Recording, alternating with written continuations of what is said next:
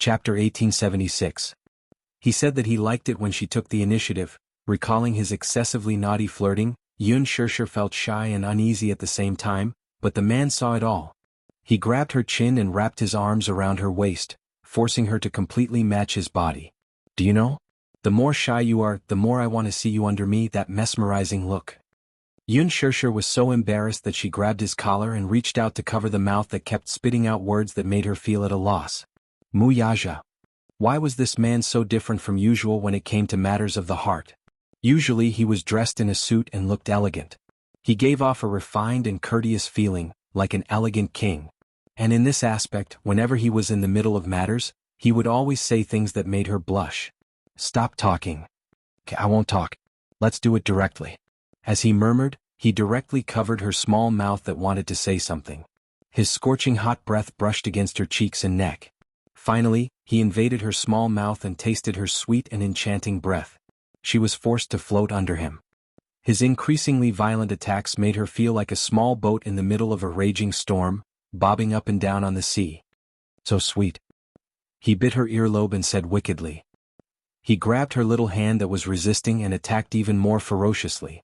The long night was beautiful and enchanting. In the midst of the man's indulgent panting, he finally vented all of it. He possessed her until she couldn't take it anymore. She cried and shouted that she didn't want it anymore. Then he hugged her waist and was willing to stop. In the midst of it, there was a moment in his mind when he thought of just giving it to her. This little thing was really like a poison. Even so, he still couldn't control himself and fell into it, drinking poison to quench his thirst. After they finished, Yun Shirshir nestled in his arms. She was so exhausted that she couldn't even lift her eyelids. If she moved a little, her waist would let out a tragic cry. It was as if she had just experienced a war. She felt that her whole body was about to fall apart. She was so useless. She had really worked hard to train herself, but she still couldn't handle the man's overly strong physical strength. He supported her body and lowered his head, taking in her beautiful and seductive posture. If this little thing was in ancient times, she would be a demoness that could bring disaster to the country. Even the most clear-headed monarch wouldn't be able to control himself in front of such a stunner. With such a stunner, how would he have the mood to worry about the state affairs? When he thought of it, he felt that he was a little like a fatuous monarch in ancient times who was obsessed with beauties. Muyaja smiled playfully and hugged her tightly, eliciting a soft gasp from her. What's wrong? My waist is a little bit. Why is it? She laughed in exasperation. You're still asking me? You're really... The man murmured, but his hands were very gentle, and he began to knead for her. Yun Shirshir dodged as if she had been electrocuted. Why are you like this? All right, I won't tease you anymore. Chapter 1877. Although he was not a professional, his technique was especially gentle. Under his kneading, Yun Shirshir let out a comfortable moan and her body relaxed a lot. Muyaja was angry and amused at the same time. How could this woman be so delicate? However, the more delicate she was, the more he wanted to dote on her. After giving her a massage, he carried her to the shower room and cleaned up the two of them, who were sweating profusely from the shower. Feeling refreshed, he carried her into bed, turned on the heater and fell asleep with her in his arms. It was a dreamless night until the sun rose. She called to wake her up. When Yun Shirshir woke up, the sky outside the window was dark. In winter, the sun woke up later. At 7 o'clock, the sky had just turned bright. The weather in the morning was very cold. She struggled with herself for a long time before she was willing to get out of the warm bed. At this time, a certain man was still immersed in his sleep. He hugged her domineeringly. His strong arms were like a pair of shackles that were difficult to break free from. She was in a hurry to get out of bed and freshen up, but she also had to be careful not to wake him up. After a lot of effort, she finally freed herself from his arms. She changed her clothes and walked into the bathroom. After washing up, she was ready to go out. Just as she opened the door, the man was sensitively alerted. Yun Shirshir turned around and saw that the man's eyes were slightly open. Where are you going? The man's extremely hoarse voice sounded softly. Yun Shirshir chuckled and walked to the bed. She squatted down and gently covered his forehead. Wifey is going to work. Darling, sleep a little more. So early? Muyaja was a little dissatisfied. He woke up from his sleepiness and covered the back of her hand. There was a dangerous look in his eyes. Why are you going to work so early? And I have to rush for an event. My schedule is quite full today, so I might be a little late when I come back. Yaja narrowed his eyes. Qingzhou, that D*MN vampire. This little thing's body was so weak, yet he could not bear to torture her. Yet he made her schedule so full? Courting death. I heard that the movie you starred in did well at the box office. Yes. That's why I received a lot of notices. He had already signed several contracts. Yaja's gaze became increasingly dangerous. This Qingzhou really deserved to die. Could it be that he turned a deaf ear to his words? Taking advantage of his absence, he arranged such a full schedule for his woman. Yun Shirshir didn't know what he was thinking. After being affectionate with him for a while, she hurriedly went out. As soon as she left, Yaja picked up his phone and called Qingzhou. Qingzhou had just woken up too. As soon as the call connected, Yaja's voice, which was laced with anger, came through. You've arranged so many jobs for my woman, and she's always back in the middle of the night. Have you considered my feelings when you make her so busy? Qingzhou woke up immediately. Aya? It was early in the morning and the big boss was really full of resentment. Yaja snorted coldly. It seems that you've turned a deaf ear to my words. I've already made the arrangements. Although Shirshir is busy now, I've already informed the crew that she can leave after filming. There's no need for her to stay on set. It was already 1 o'clock when she came back yesterday. Chapter 1878. His infuriating tone made it easy for a man without a family to speak without feeling any pain. Yaja was even more displeased. I don't like it when she leaves early and returns late. It's so tiring. As for the rest, you can do as you deem fit. I'll see how you perform. Without giving him a chance to explain further, he hung up the call. Qingzhou stared at the phone screen with his mouth agape. His whole person was in a mess. What is this? What a domineering CEO. He muttered and looked at the time. It was past 8 in the morning, which was indeed very early. The weather was still very cold at this time. No wonder this big boss was angry. His heart must be aching to see his wife rushing to work early in the morning. He sighed and held his forehead. It seemed that the schedule had to be adjusted again. Yun Shirshir had 2 jobs in the morning, so she rushed through them like a flying person. She bitterly grabbed a lunchbox and flew to the TV station to participate in a program recording. On the way there was a traffic jam on the outer ring highway. Yun Shirshir picked up her phone and prepared to watch the complete movie of The Green Apple. She did not have the chance to watch the movie after the post-production was completed, so she did not know how the overall effect of the movie was. Her assistant copied the movie to her phone, and while the traffic was busy she watched it with relish. Romantic music, exquisite post-production rendering, thrilling plot, tear-jerking sadomasochistic love. Yun Shirshir was engrossed in watching the video. She held the phone in her hands and was engrossed in it. It must be said that the effect was very different from what she had expected. Filming on the set was actually very boring. She had to read her lines and walk according to the script. She could not see her own expression at all, so the framework was rigid.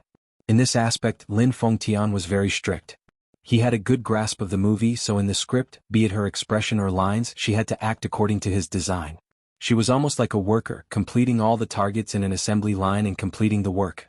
After filming, Yun Shirshir's heart was pounding. When it came to acting, it was actually quite different from the movie. In the past, when she watched movies, she would always be so immersed in the touching scenes. Tears would immediately flow out of her eyes. However, when acting, no matter how heart-wrenching the scene was, it was very difficult for her to immerse herself in the feelings. Sad emotions needed to be repeatedly brewed. When she really could not squeeze out tears, she would shut herself in a quiet little dark room and constantly imagine sad things. With sad music, she could grasp that feeling and return to the set to continue. However, after excellent post-production, the movie was different. When the scene came out, it was clearly a joyous scene during the filming. But in the movie, when the bridge was played, coupled with the heart-wrenching BGM, sadness filled everyone's hearts. Especially at the end, Yun Shirshir found it hard to control her sadness, and tears burst out of her eyes. When Mushi saw this, she did not know whether to laugh or cry. Shirshir, why are you so disappointing? How could she cry while watching her own movie? I really admire you. Yun Shirshir said awkwardly, because it's very touching. Chapter 1879. Yun Shirshir broke into a smile through her tears. Actually, I didn't notice it when I was acting, but when I watched it after the post-production, this kind of sad emotion came out without any brewing. When other people watch their own movies, they laugh as they finish watching them. They even feel embarrassed after watching them. You, on the other hand, actually cried while watching it. Mushi changed the topic and praised sincerely, Shirshir, your acting is really good. Do you still remember? Before the movie was released, many people doubted you, humiliated you, and looked down on you. But now you've proven yourself with your capabilities. Your acting is really good. In Shachun's character has been vividly portrayed by you. Don't flatter me. I'm just speaking the truth. How can this be considered flattering? Mushi smiled and then focused her energy again. After a long traffic jam, Yun Shishir finally arrived at the TV station and was almost late. Mushi was so scared that she broke out in cold sweat. The recording of this show was very important to Yun Shishir. Because it was the TV station's variety show with the highest viewership ratings, it was inevitable that other celebrities would be unhappy with Shishir for being late and would say that she was acting like a big shot. Gu Xingze was supposed to participate in this episode's recording. However, due to certain reasons that could not be announced to the public, Gu Xingze could not participate. Helpless, the production team could only replace him at the last minute. This person was no stranger to Yun Shishir. Li Jiuxian. Seeing Li Jiuxian, Yun Shishir was suddenly reminded of the gossip Mushi had told her yesterday. When she thought of how Li Jiuxian was willing to sleep with the producer for the male lead of Lethal Beauty, she felt that this man was really degrading. In the past, she thought that Li Jiuxian's looks were outstanding, his acting skills were not bad, and his temperament was gentle and elegant. She did not expect him to be so unrestrained in private. It was really hard to imagine. Mushi's gossip really destroyed her worldview. What 9 dragons playing with pearls? What deep water bombs? The chaos in the industry had caused her to keep a distance from any celebrities. Hence, in the dressing room, the moment her assistant left, Yun Shishir heard the other senior staff gossiping about her. Sister Meng, the newcomers nowadays are all very arrogant. Look at him, he's just debuted and has only starred in 1 movie. He's already so arrogant. She's the Phoenix girl that director Lin personally appointed. She comes from a high family. How can she be the same as us? So what if you're Lady Phoenix? She just debuted and she's already so proud of being the female lead. It's obvious that she's looking down on us small C-listers. Haha. People who became popular overnight were indeed different. However, who knew how she got the role of the female lead? It's not easy to be the Phoenix girl. She just debuted and already has such good resources. After that, those people deliberately lowered their voices and whispered to each other. Yun Shishir couldn't hear them clearly. However, even if he didn't hear it clearly, it wasn't hard to imagine how unpleasant those words were. She couldn't be bothered. Chapter 1880. Mushi did not even need to think to know who these people were talking about. She coldly snorted and sarcastically said, "Why, are you jealous of our Shishir?" The few celebrities turned around and, upon seeing that it was her, sneered at one another. What has it got to do with you? It's a cat catching a mouse. Shishir is our artist. If I don't care about you guys gossiping about her behind her back, who will? Crazy. Forget it. Sister Meng, ignore them. We've hit the nail on the head, so they're angry from embarrassment. Mushi rolled her eyes, walked over, and slammed the teacup on the table with a loud bang. Her angry action shocked them all. What are you doing? You're jealous, aren't you? You're jealous that our Shishir got the female lead role right after her debut, that our Shishir proved her acting skills with her acting skills, and that our Shishir's movie broke the 1 billion yuan box office, aren't you? I'd like to ask who you're trying to annoy with your sarcastic words. Aren't you guys just bullying our Shishir for being good-tempered and letting you bully her? Or her? Let me tell you, Shishir can act in director Lin's movie because she's capable. Wild chickens like you want to act in director Lin's movie and be the female lead? Do you even have the chance to cross that threshold? With your narrow horizons, don't embarrass yourselves here. The few celebrities could not take it anymore after being ridiculed by her. What are you doing? Are you a firecracker? You can go off at the slightest touch. Are you crazy? Are you trying to find trouble with us? Who's interested in finding trouble with has-been artists like you? She sneered. I just find you guys especially pitiful. Look at your faces. You're the typical example of sour grapes. You even said that our Shishir is pretending to be pure and innocent, but why don't you take a look at yourselves? Going to Korea for plastic surgery is more like an assembly line product. Look at your hyaluronic acid faces. Do you think you can act it out? Don't think that you'll be famous just because you're in this industry now and have a sugar daddy. Acting still depends on your abilities. Her poisonous tongue was comparable to Qin Zhou's. His cunning and poisonous tongue made the faces of the few people turn white, making them feel embarrassed. One of the more experienced artistes suddenly jumped up from her seat and arrogantly walked in front of her. Her exquisitely painted face was like a Barbie doll, and a pair of eyes stared fiercely at her, as if she wanted to eat her up. Amazing. Even a small assistant nowadays is so rude. Who do you think you are? How dare you stand in front of us and criticize us? Are you looking for a beating? Her face was full of menace. Chapter 1881. For someone like you, it's better not to think about entering the entertainment industry. Instead, you should think about how to hook up with a rich and foolish sugar daddy and quickly pursue your dream of becoming a rich man. The artiste whom Wuxia was mocking was indeed a bar hostess. After obtaining a sugar daddy, she pestered her way into the entertainment industry and went for plastic surgery to get some resources. She had some fame, but she was only half famous. Even in this variety show, she was only invited by the production team to fill in the numbers. That person's face turned green and white, and she could not spit out a word. It must be said that where there were women, there would be war. Moreover, the entertainment industry was a place where beauties gathered. If one had to use a word to describe it, it was similar to the imperial palace in ancient times. Many artistes were like concubines in the harem. Those who were beautiful would naturally have a bright future. Those who were not beautiful would grit their teeth and go for plastic surgery to see if they were fated to be famous or not. Take this person who was called Sister Meng by the younger generation for example. She had an angelic face, but she was not fated to be famous at all. She acted in a few shows, but they were neither hot nor cold. Those who had a bleak future were like those concubines who had fallen out of favor in the harem. They were banished to the cold palace and disappeared without a trace. There were even some artistes who, although they were called celebrities, were nothing more than high-class prostitutes. They indulged in a life of luxury and forgot everything. Wuxia especially looked down on such people. Before entering the entertainment industry, she had always thought that celebrities were like male gods and goddesses. However, when she really entered the industry, she realized that, although they were glamorous on the surface, they were actually foul in private. This person called Sister Meng was so angry that she could not speak for a moment. Wuxia continued to mock her. Envious of our Shirshir, what's the use of being jealous?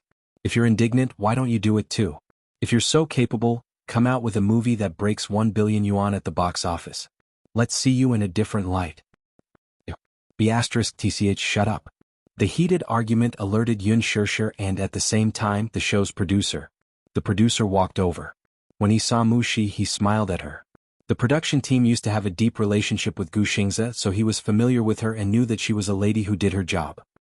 He then looked at the ashen faces of the artistes and frowned. What are you doing? What's going on? Producer Li, it's like this. Wuxia explained to them what had happened earlier. Sister Meng panicked and opened her mouth to explain. Producer Li waved his hand and interrupted her. Backstage, there's so much media waiting for you and you're still arguing? What a bad temper. Wu Mingjie, I'm warning you. If you still want to go on the show, shut your mouths. Otherwise, don't say that I didn't warn you if you don't perform well and get humiliated in front of the public. With that, the producer gave a few more instructions to Wuxia before turning around to get busy. Wu Mingjie was so angry that her chest heaved up and down violently. She had nowhere to vent her anger, so she said sarcastically, having a background is really different. Even the producer is taking such good care of you. Bitch. If you have the ability, you should do the same. Wu Mingjie felt suffocated and uncomfortable all over. She glared at her fiercely and left the dressing room in her high heels. A few of his followers immediately chased after him. Chapter 1882. Yun Shirshir was dumbfounded at the sight. Seeing her dazed expression, Wuxia asked in confusion, Shirshir, what's wrong? Why do you have such an expression? You're so strong. I didn't expect you to have such a sharp tongue. She stuck out her tongue, not knowing whether to laugh or cry. What? I've been with Qingzhou for so long, so I naturally have to practice my glib tongue. Thank you for defending me, but there's no need to be calculative with these people. Shirshir, it's not that I'm being hypocritical, but you'll never know the consequences of angering these people. You're well-mannered, but they're brainless. Can you be calculative with them? Wuxia did not fully understand. You're just an assistant. To be honest, in this society, the strong preys on the weak. The fact that they can become famous means that they have some power behind them. If you really go head-on with them, you might end up hurting yourself. She understood that Shirshir was saying this out of concern for her. Indeed, she had lost her rationality because she was too angry earlier. Just thinking about it made her shudder. These artistes financiers were quite powerful. If she went back and filed a complaint, she did not know how they would deal with her behind her back. She was different from them. She didn't have a strong backing. She smiled guiltily. I'm sorry, Shirshir. I wasn't rational enough. Thank you for your concern. She was especially grateful for Yun Shishir's kind reminder. It's fine, but don't worry. Yun Shishir changed the topic and smiled evilly. In the future, just leave such people to me. Since they said that she used underhanded means to climb up the ranks, she might as well let them see what kind of underhanded means she had. Those words just now had angered her. However, due to her etiquette, she did not show her displeasure on her face. When she returned to the dressing table, she received a new message on her phone. Muyaja, when will it end? Yun Shishir replied, filming ends at 4 p.m. Half a minute later, a reply came. Which TV station? I'll pick you up. It was just a simple sentence, but it was filled with love and sweetness. Yun Shishir smiled and replied briskly, Yasin TV station. Generally speaking, a variety show's broadcast duration was only around 90 minutes, but in reality the recording process was extremely long. After the 4-hour-long recording ended, Muyaja had already rushed to the underground parking lot and was waiting quietly. Yun Shishir appeared on time. After getting into the car, she hugged his shoulder and planted a kiss on his cheek. Hubby, you've worked hard. It was a warm nickname, but it was Muyaja. His thin lips couldn't help but curve into a doting arc. Are you hungry? He asked gently as he gazed at her face with watery eyes. Yun Shishir rubbed her deflated tummy and grumbled, Of course I'm hungry. I just ate a little for lunch. What did you eat? Lunch? Yun Shishir had an indescribable look of resentment on her face. I took a few bites and rushed to the next trip. Why are you in such a hurry? You have to eat your fill for lunch. Because I'm afraid that I won't be able to make it in time for the recording. If you can't make it in time, let them wait. In the future, you're not allowed to work without a full meal. It's easy to get stomach problems from hunger. Such a domineering tone was his usual style. Yun Shishir didn't know whether to laugh or cry. Chapter 1883. Muyaja rubbed her fringe lovingly and tucked a strand of hair that had fallen to the corner of her eyes behind her ear. Where do you want to eat tonight? Yun Shishir licked her pink lips and suddenly suggested, Why don't we go for Western food? I suddenly feel like eating fried steak. The car slowly drove out of the parking lot. At the exit, Muyaja drove so fast that he almost collided with a speeding Mercedes-Benz. The car braked and steadied itself. Yun Shishir was shocked. She saw that the car was about to collide with the car. Fortunately, Muyaja controlled the car well. Coupled with the car's high performance, he managed to stop the car in time. A woman alighted from the Mercedes-Benz. Yun Shishir took a closer look and her face suddenly turned cold. What was the saying again? Enemies were bound to meet on a narrow road.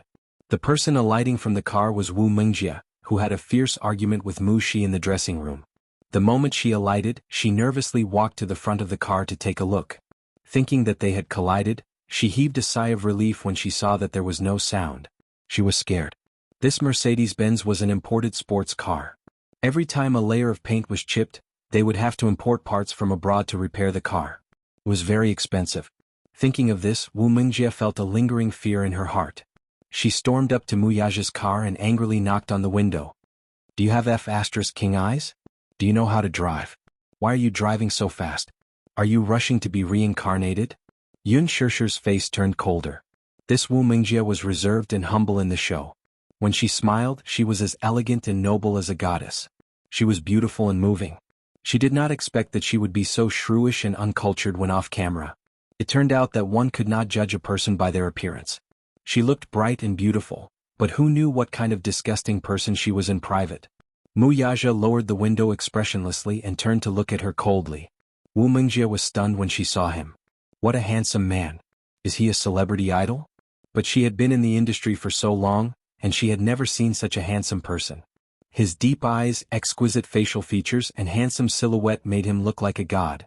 When people see beautiful things, they will always be fascinated. However, when she saw Yun Shishir sitting in the front passenger seat the next second, she was even more surprised. Why are you here? Yun Shishir asked coldly, Why can't it be me? You. Wu Mingjia looked at Muyaja and then looked at Yun Shishir. For a moment she was a little confused. Her gaze suddenly fell on Muyaja and Yun Shishir's tightly intertwined fingers. Even though the two of them were sitting in the car, they were still tightly holding hands. It was obvious that the two of them were very close. Could it be? Who is he? Wu Mingjia narrowed her eyes, eager to explore the relationship between this handsome man and her. Yun Shishir suddenly smiled deeply and said, Didn't you say that I was able to become famous because I had a sugar daddy behind me? As she said this, she glanced at Muyaja and smiled lightly. She said generously, "This is the sugar daddy you were talking about." Sugar daddy? When Muyaja heard this, his gaze turned cold and sharp in an instant. When Wu Mingjie heard this, her mind went boom, and instantly exploded. What? This ridiculously handsome man was actually her sugar daddy? How was that possible? But looking at the intimacy between the two of them. Chapter 1884. If what Yun Shirshir said was true, then it was really enviable. The sugar daddy behind her was so outstanding, rich and handsome. Compared to her previous sugar daddies, they ranged from their 30s to their 50s. There were even old men who were old enough to be her grandfather. They were either balding or had big bellies. Whenever she thought of that fat body pressing down on her and pleasuring her tactfully, she resisted the urge to vomit. Wu Mingjie was so jealous that her eyes were about to bleed. I knew it. For you to have such good resources, you must have a sugar daddy supporting you. However, Yun Shirshir, you're so lucky to have such a sugar daddy supporting you. I'm so envious of you. After a pause, she suddenly flipped her long black hair charmingly. With one hand on her slender waist, she gently placed her hand on the car window. Sir, it's really bad of you to have taken a fancy to such a woman. Why don't you kick her away and I'll do something to you? As she spoke, she winked at him in what she thought was a flirtatious manner. She lowered her voice and said, I'm really good in bed. He frowned. Dirty. Wu Mingjie was stunned. Ah, what did you say? Muyaja ordered expressionlessly, take your dirty hand away. After that, without waiting for her to react, he pressed a button to roll up the car window. Wu Mingjie was caught off guard and her hand was caught by the car window. She yelped in pain. Muyaja stepped on the accelerator and the car sped away, almost brushing against her body. She was hit hard by the speeding car and she fell to the ground with a face full of mud. Wu Mingjie stood up and stomped her high heels angrily. What kind of person is he? He's blind to have taken a fancy to that kind of white lotus. As she said that, she still felt that it was a pity. If she could have such a handsome sugar daddy, she would wake up laughing in her dreams. Who was that woman just now? After the car drove out of the car park, Muyaja asked plainly. A C-list celebrity. Yun Shirshir glanced at him and suddenly said half-jokingly, My husband is so charming. Someone actually dares to openly seduce you in front of me. Tell me, should I be angry?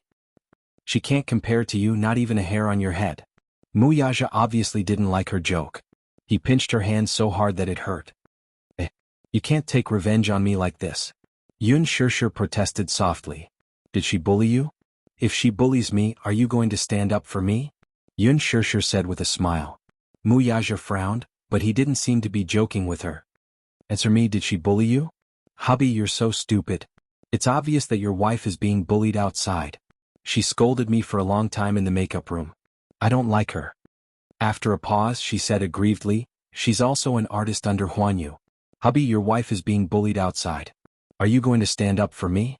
Muyaja was speechless when he heard that. As the lady boss of Huanyu, you're actually being bullied outside by an artist under your management. What should I say about you? Yun Shirshir was silent. Since when was she the lady boss of Huanyu? Oh, that's right. Her husband was the big boss behind Huanyu. In that case, wouldn't she be the lady boss of Huanyu? Chapter 1885. Yun Shirshir poked her fingers in embarrassment. Muyaja caressed her lowered head and snorted. She doesn't have eyes. I'll issue a blacklist order tomorrow to freeze her. Yun Shirshir was amused by his protective attitude. She clapped her hands and cheered, Hubby is mighty. How shameless. Yun Shirshir suddenly clenched her fists and said, Don't wait until tomorrow, let's do it tonight. I didn't want to be calculative with her, but this B*TCH actually seduced my hubby right in front of me. I can't take it until tomorrow. Muyaja. He suddenly smiled. All right. I'll blacklist her tonight. Even he himself didn't realize how much he indulged and doted on this little woman. Hubby is the best. All right, don't be unhappy. Let's go for dinner now. Okay. Yun Shirshir nodded in joy. Her phone suddenly rang at this moment. She picked it up and glanced at the screen. It was a call from her father. When the call connected, she heard Yun Yeching's uneasy voice from the other end. Shirshir, where are you now? Are you busy? Dad, I'm about to go for dinner. I just finished work. Come to the police station on Shifang Road now. His voice was extremely hoarse. Usually, when he heard that she had just finished work, he would ask about her well-being. No matter how important the matter was, he would ask her to have dinner first. However, today's Yun Yeqing's tone was extremely urgent. Yun Shishir was stunned. Police station? Dad, what happened? I don't know what's going on either. I just received a summons from the police station and just arrived. Come over right now. Okay. After hanging up, Muyaja seemed to have detected something unusual about this call. He asked curiously, "What's wrong?"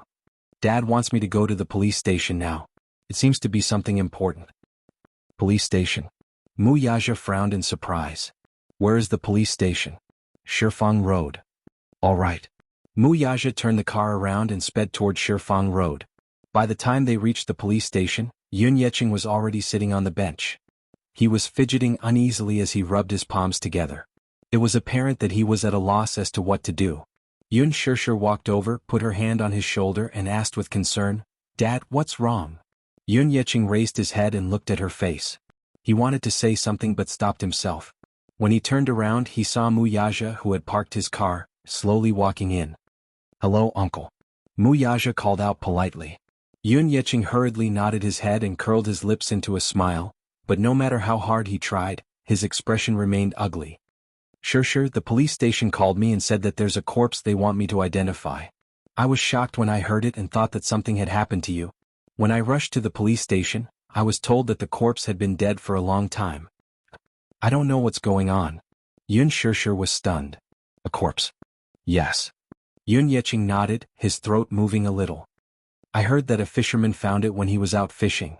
At that time, the corpse was already badly decomposed, so it was impossible to identify its face." Yun Shishir asked suspiciously, "When did this happen?" Chapter 1886.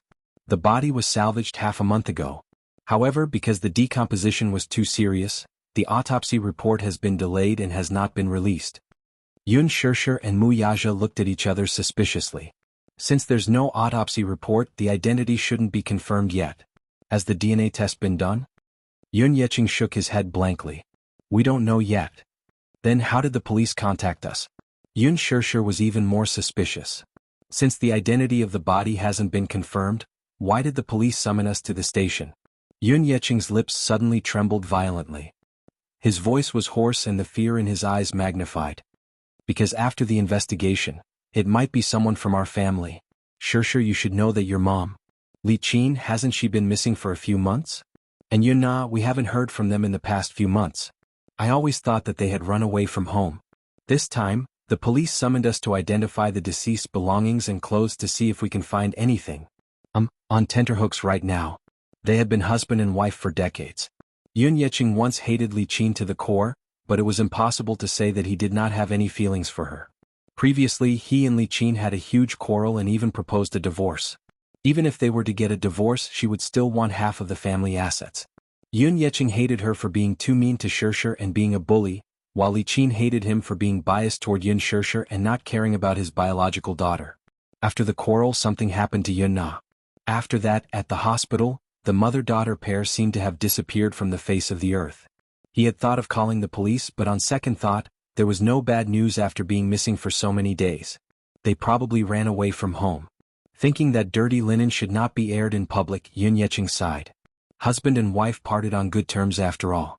Since Li Qin had left the house with Yun Na, then so be it. At least he could have some peace. Hence, he did not make a fuss about it. At that time, he still harbored some hatred toward Li Qin. But this morning, the police suddenly called and asked them to identify a corpse. Yun Yeqing was baffled and puzzled. "What corpse?" The police officer asked. "There are two missing persons in your family. One is your wife, Li Qin, and the other is your daughter, Yun Na. They've been missing for so long, why didn't you report them? Do you know where the two of them went?" Yun Yeqing claimed that he had no idea. The officer laughed and gave a general account of the incident. He said that a fisherman had disturbed a highly decomposed corpse when he was out fishing. He heard that the corpse was salvaged from the waters of East Harbor. From the preliminary autopsy results, it was suspected that it was a homicide, so he was asked to identify the corpse. Furthermore, Yun Yeqing was also listed as a suspect because he did not report his wife and daughter missing for so many days. Yun Yeqing hurried to the police station. Due to an impromptu meeting, it had been delayed until now. He waited for an entire afternoon. Yun Shishir's face darkened when she heard this. Chapter 1887. That's unlikely, right? The more Yun Shishir listened, the more incredulous she felt. She shook her head and said, Mom and Yun Na have been missing for months. If they were killed, their bodies would have decomposed into white bones by now. How? I've mentioned this before too.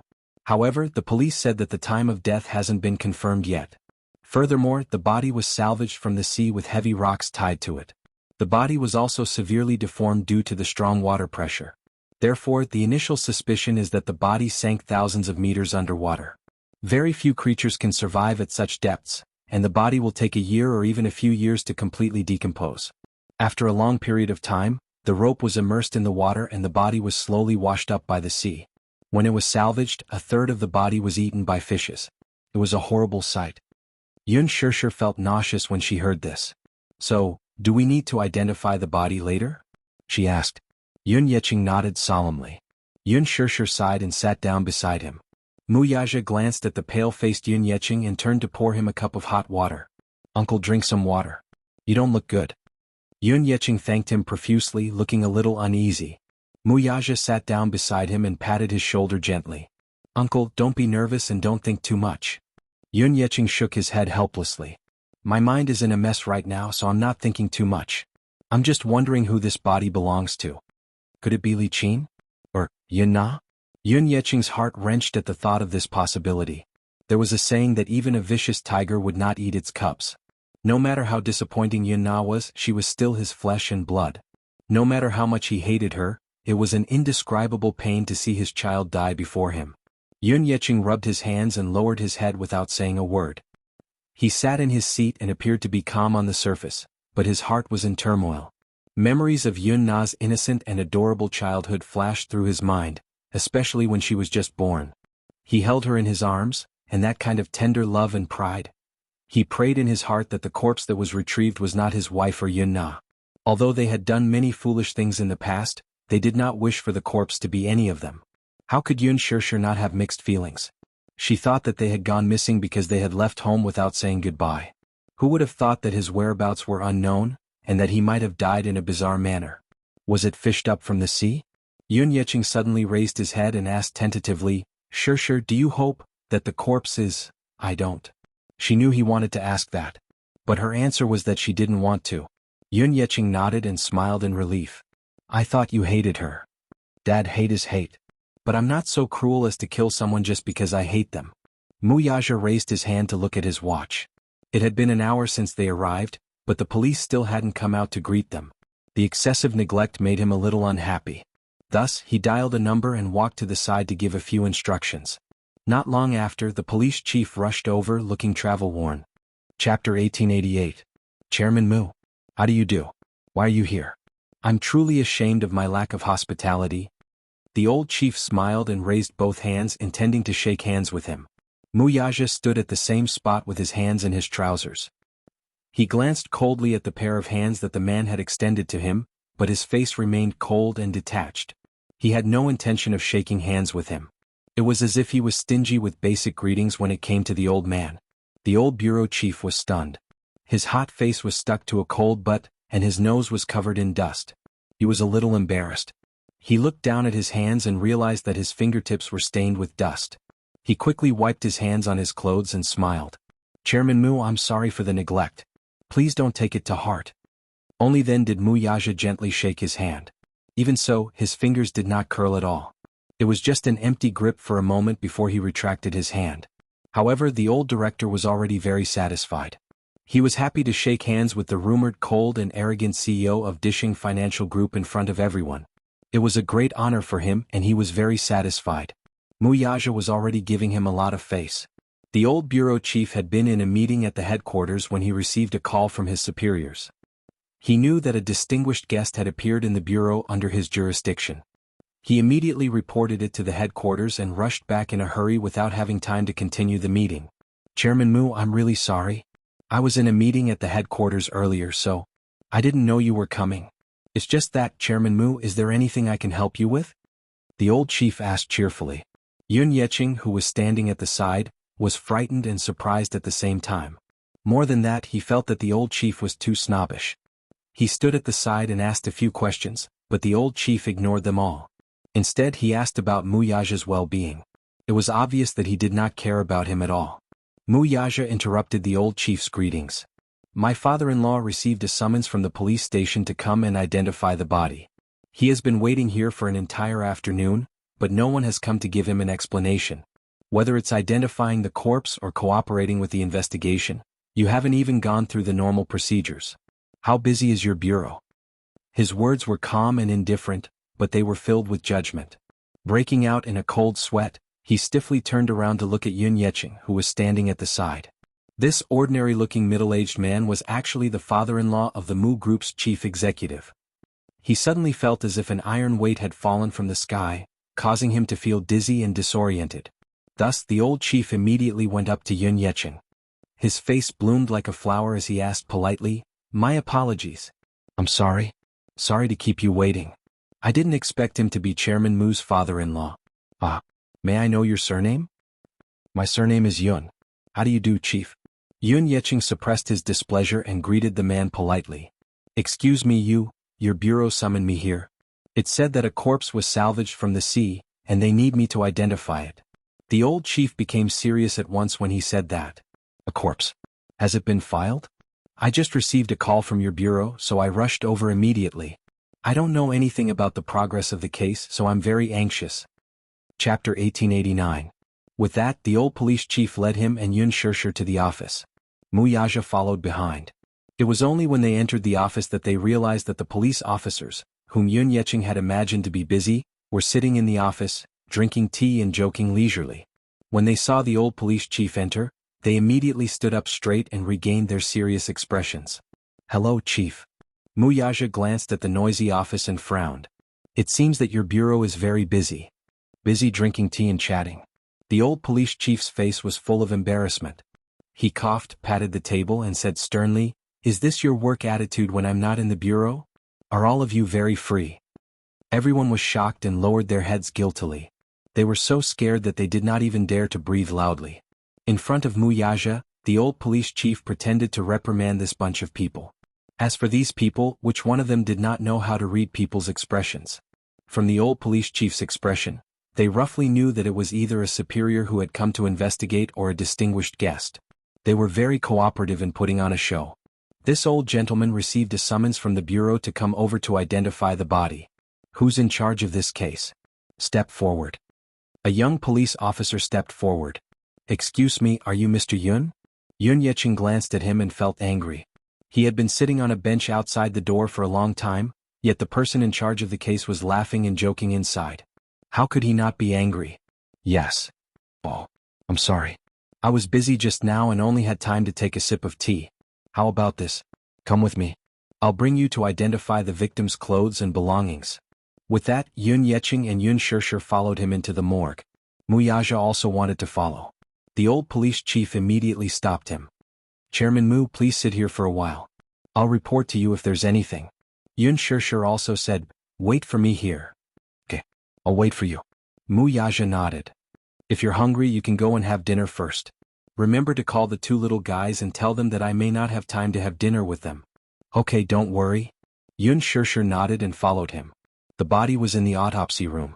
Because it was involved in a murder case, the body could not be brought back for burial. After entering the autopsy room and putting on masks and sterile gloves, the police officer led them to the display room. Opening the box, one of the bags was filled with personal belongings collected from the scene where the body was found, and the other bag was filled with the victim's clothes. Even though the clothes had been corroded by the seawater for a long time, causing them to fade and become tattered due to the impact of the current and the fishes, Yun Yeqing could still recognize them at a glance. They were the clothes he had bought for Li Qin on her birthday at the mall. She was still wearing it that day at the hospital. Then the mother and daughter disappeared without a trace. As soon as he saw that piece of clothing, there was a boom in his head. "It's her." Yun Yeqing was dumbfounded. His face was ashen as if it had been painted white. Chapter 1890. Yun Shishir was stunned for a moment. She barely recognized the clothes. They were the clothes that Li Qin had worn before. She wore a red jacket and was dressed in high-end fashion. Li Qin loved to dress up, so even though they were tight on money, she was always willing to splurge on her clothes. These were the clothes she wore in the summer. Judging from this, if this body really belonged to Li Qin, then she had already been killed in the summer. Could it be a coincidence? Yun Shishir was still in disbelief as she raised a guess. There are some personal belongings of the deceased here. Please come and identify them. The police officer placed the bag of belongings on the table and pointed. A watch, a black wallet, an earring, a gold ring and a jade bracelet. Yun Shishir and Yun Yeqing walked over. Yun Yeqing stretched out his trembling hand and sorted out the items. He immediately took a deep breath of cold air, his eyes filled with heartache. Sir, it's my wife, Yun Yeqing kept mumbling. He nodded and shook his head. Li Qin's sudden death made him feel a little lost and sad. How could such a good person be gone just like that? He really could not figure this out. The police officer shook his head and said, the autopsy report is not out yet so we can't come to a conclusion, but one thing is for sure, she was murdered. Murdered? Yun Yeqing turned pale with fright, somewhat in disbelief. She didn't have any feuds with anyone. Even if she did, it would be a conflict between neighbors. How could she be murdered? Her body was even dumped in the sea. I really can't figure it out. The police officer kept quiet and observed him silently. As Li Qin's husband, Yun Yeqing was also a big suspect in her bizarre death. Therefore, as a suspect, the police officer began to observe him silently from the moment he spoke. Yun Yeqing did not notice the police officer's careful scrutiny and suddenly made a request. Can I take a look at her? The police officer replied, the body is in the autopsy room. It's not convenient for you to take a look at it now. What? Because the autopsy is still in progress and the body is highly decomposed. Are you sure you want to take a look? Yun Yeqing sighed. No matter what, we have to take one last look at the person who's gone. Yun Shishir also said, Officer, sorry to trouble you. My father wants to take one last look. The police officer nodded. On the way to the autopsy room, the police officer suddenly asked, Your name is Yun Shishir, right? Yun Shishir was surprised and asked, How do you know my name? First, during the investigation we will be able to find out the details of your identity.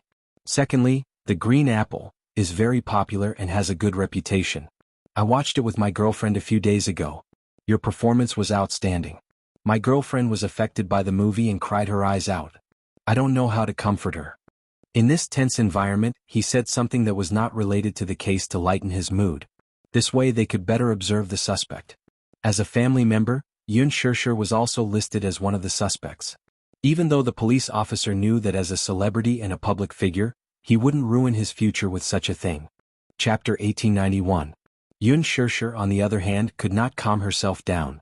She was not in the mood to exchange pleasantries with her and just brushed her off with a few perfunctory words. When they reached the autopsy room, the police officer took out his key and opened the door.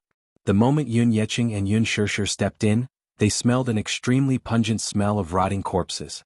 There were a few tables in the autopsy room. On one of the tables was a corpse, but it did not look human at all. The corpse was highly decomposed. Moreover, after being soaked in seawater for a long time and being corroded, it looked like a giant. It was swollen beyond recognition, and its hair seemed to have fallen off.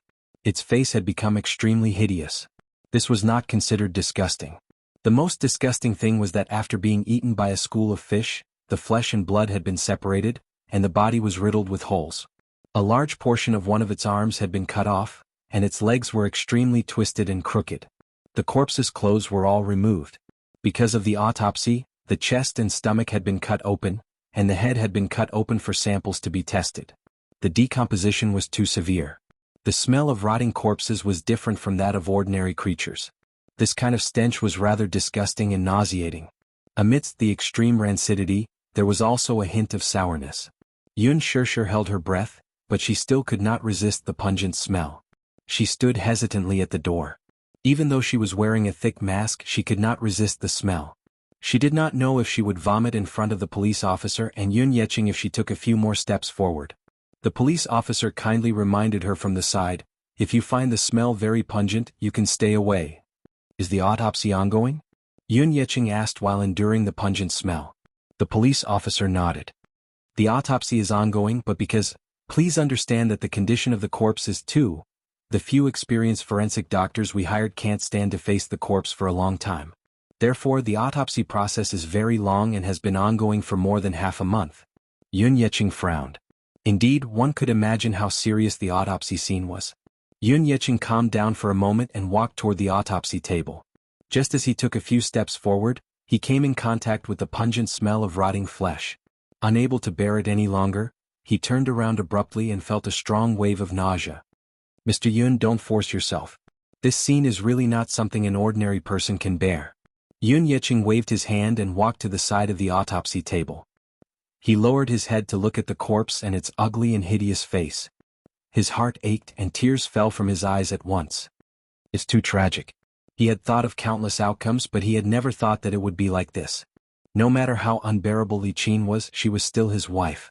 They had been together for so many years, but one day she appeared in such a pathetic state in front of him. Li Qin, who did this to you? Yun Shishir immediately went up to support him and consoled him. Dad, don't be sad. She's already gone. How can it be gone just like that? And to die. Of all the things she shouldn't have done, she shouldn't have died such a miserable death. Tears streamed down Yun Yeqing's face.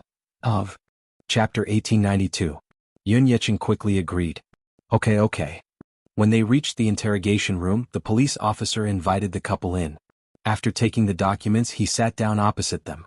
Yun Yeqing looked a little uneasy and asked, I'd like to ask. Your question can be put aside for now. I have to go through the process first. Yun Yeqing nodded in surprise. Your wife is called Li Qin. She's 49 years old this year, right? Yun Yeqing nodded. Yes. If she's still alive, she'll be celebrating her 50th birthday soon. May I ask if your wife has any grudges with anyone before this? Yun Yeqing replied, I don't think so. She rarely has any deep grudges with others. Although her character isn't good and she often quarrels with others, I've never heard of her having any deep grudges with anyone. How's your relationship with your neighbors? Yun Yeqing thought for a while. Not really. She's quite sharp-tongued and often quarrels with her neighbors. She's not on good terms with them. Didn't she do anything suspicious before she went missing? Yun Yeqing shook his head. Okay. If that's the case, may I ask? The police officer paused for a moment before probing, how's your relationship as husband and wife? Yun Yeqing sighed and answered truthfully, our relationship isn't very good and we often quarrel with each other. She's a very crafty and unreasonable person. Plus, she's probably going through menopause. So, we're always arguing about trivial things. Did you get physical when you quarreled? Yun Yeqing smiled bitterly. Yes. She'll get physical when she's anxious, but I've never hit her. The police officer recorded this on the document and asked anxiously, in that case, your relationship as husband and wife is very bad. You can say that. The police officer asked again, where was the last time you saw her? And when? Yun Yeqing replied, I can't remember the time, but the last time I saw her was in the hospital with my daughter. Your daughter? Yes. At that time, my daughter was in the hospital. Something happened to my daughter and her face was disfigured. She wanted me to pay for her daughter's treatment. But at that time, I really didn't have any money, so because of this, we had a big fight and divorced. Later, when I returned to the hospital, the mother and daughter were gone. Mother and daughter? A sharp glint flashed in the police officer's eyes. Yes. My daughter Yana is also missing. We understand the situation. Your daughter and wife went missing at the same time. Yun Yeqing replied agitatedly, that's what I wanted to ask earlier. My daughter is missing too.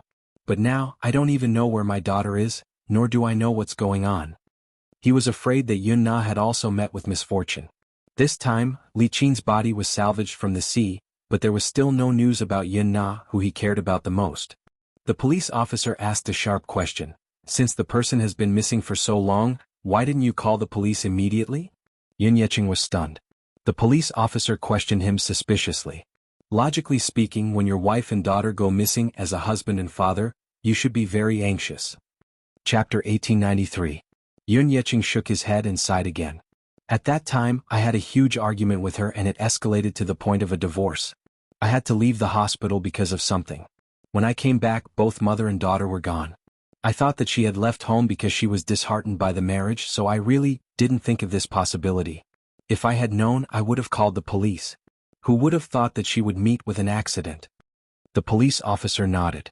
After understanding the situation, he asked Yun Shishir a few more questions. After taking the statement and taking their fingerprints, Yun Shishir and Yun Yeqing left the interrogation room. Muyaja was outside the door talking to Yu on the phone. Just as Yun Shishir walked out, Muyaja ended the call. How's the identification of the body? He asked. Yun Shishir shook her head with a grave expression. It's her. She was already very indifferent to Li Qin. To put it bluntly, she really did not feel much when she saw Li Qin's body, but she was still a little dazed. The impact of seeing a person who was originally alive appear in such a hideous state in front of her was indescribable. Hence, this was the only thing she felt. However, Yun Yeqing was different. After all, they had been husband and wife for decades. Being separated by life and death was still an indescribable pain. Yun Yeqing was in a daze from the blow. His mind was still a little muddled as Yun Shishir helped him to the bench. The old chief walked out and reported to Mu Yaja. Then he asked them to go home first, saying that he would inform them once there was any progress in the case. Yun Yeqing asked, "Can we take the body back? She's already gone and we want a proper burial." The old chief shook his head and said, "I'm afraid not. Because it's involved in a murder case, I'm afraid we can't bury her before the autopsy report is done. As the case is being investigated, we need to investigate it at any time." Yun Yeqing's eyes were indescribably cold. "All right. Then I'll wait for your news." When Yu received a call from Mu Yaja, he found out that a body suspected to be Li Qin's. He frowned and hung up the phone. He sat on the sofa, unable to calm down.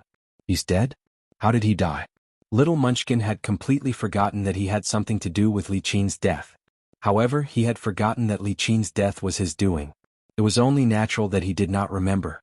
Because at that time when he gave that order, his entire mental state appeared to be sick, almost as if he had gone mad. His purest personality had long disappeared, leaving only coldness. Yu himself did not know that his personality was very divided. In front of Yun Shishir she was pure, kind, gentle and beautiful. But when she turned around she was cold and cruel. This was not because she was good at acting. Instead, it was a kind of personality distortion, dual personality. This was inseparable from his complicated childhood. He had been living in a dark world since he was a child. In addition, he was unwell and his family environment was terrible. On one side, he had Yun Shishir's meticulous care. She was gentle and meticulous. On the other side, Li Qin and Yun Na were viciously torturing and abusing them. It was inhumane torture and oppression. At the same time, in order to protect Yun Shishir, the kind-hearted Yu silently endured a lot. No matter how much he was wronged, he only cared about himself and endured it without saying a word. Chapter 1894. His personality was split into two extremes. On one hand he was as dark as a devil. On the other hand he was as pure as an angel. Therefore, once his personality split and turned dark, his methods were cruel and ruthless. It was not something a 7-year-old child should have. However, after he returned to normal, it was hard for him to remember what he had done. Therefore Yu had forgotten what he had done to Li Qin and Yun Na. Xiao Yichen saw that he was frowning and felt uneasy. You don't look too good. What did Daddy say?" "He said that something happened so he and Mommy might be a little late. He asked us to wait for him patiently." Xiao Yichen was nervous. "What happened?" Yu comforted him and said calmly, "Don't worry, you idiot. Daddy and Mommy are fine." However, Grandpa received a call from the police station today. They asked him to go to the police station to identify the body. Little Yichen was stunned when he heard this. "A corpse?" "Yes." "Whose body is it?" Yu smiled coldly. When he mentioned Li Qin, his face was incomparably cold. He said casually, "Grandpa has a wife whom he has been married to for decades. Her name is Li Qin. She is Mommy's adoptive mother. According to seniority, I should call her Grandma. However, she's a bad person. She often bullies Mommy, so I don't want to call her Grandma." Pausing for a moment, he said slowly, "Some time ago, she and her daughter both disappeared without a trace. Less than a month ago, a fisherman fished up a body from the sea. It matched the woman's characteristics, so he asked Grandpa to identify it. Mommy is also with Grandpa. I'm afraid they are still cooperating with the police to record their statements." Xiao Yichen frowned and was a little speechless.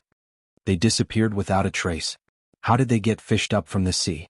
It doesn't look like suicide. It looks more like a premeditated murder." "What do you mean?" "Intuition." Xiao Yichen smiled. During his years in the special training camp, investigation was one of the most important subjects. Therefore, his consciousness and intuition were especially sharp. Yu was stunned. Xiao Yichen placed his hands behind his back and smiled at him. Then he slowly said, "Apart from my intuition, if I were to calm down and analyze the situation, I wouldn't have gone through so much trouble to jump into the sea. Think about it, the capital's coastal theme is the estuary where the Longping River flows into the East China Sea. If it was suicide, then she would have to take a boat to the East China Sea to complete the condition of suicide. You have to know that there are only a few ports in the capital. The ports are tightly sealed, so I suspect that it was murder. I suspect foul play. Xiao Yichen's words instantly disrupted Yu Yu's train of thought. It was as if many fragmented fragments had been squeezed into his mind. There were the sounds of women begging for mercy, crying and wailing, accompanied by thoughts that were surging like waves, rising and falling. His mind quickly fell into chaos. He fell onto the sofa in a daze and held his aching forehead. He fell into an inexplicable state of shock and uneasiness. Fragments of memories flashed before his eyes like a merry-go-round. Chapter 1895. Go ahead and cry. Your mommy isn't home now. Let's see who's going to help you. Let's see who's going to protect you. Isn't it too easy to just throw her into the pond? Chop them up and feed them to the sharks. Their deaths aren't worth pitying. I'll give you the money. You deal with the people. Do you understand? Agent Lee, give him the money. You don't be blinded by hatred. It was as if a fountain had instantly gushed out from the depths of his memories. It was the scene of Yun Na crying as she knelt before him and ceaselessly begged for mercy. You, it's Andy's fault. It's Andy's fault. Auntie was blind in the past. It's Andy's fault. Andy swears that I won't bully you anymore. And I won't bully your mommy anymore. You, do you really want to kill us? I know that you're just scaring us. We were wrong. At the very least, for the sake of your grandfather, please let us live. Do you know? You're hiring someone to kill us. It's illegal. It's intolerable. Boo-hoo, you. I don't want to die. I beg you, spare me. Her sharp and piercing cries kept ringing in his ears, pounding on his eardrums. Yu clenched his fists tightly and sat on the sofa. His entire body was unbelievably stiff. Xiao Yichen saw that he was in a terrible state and couldn't help but touch his hand.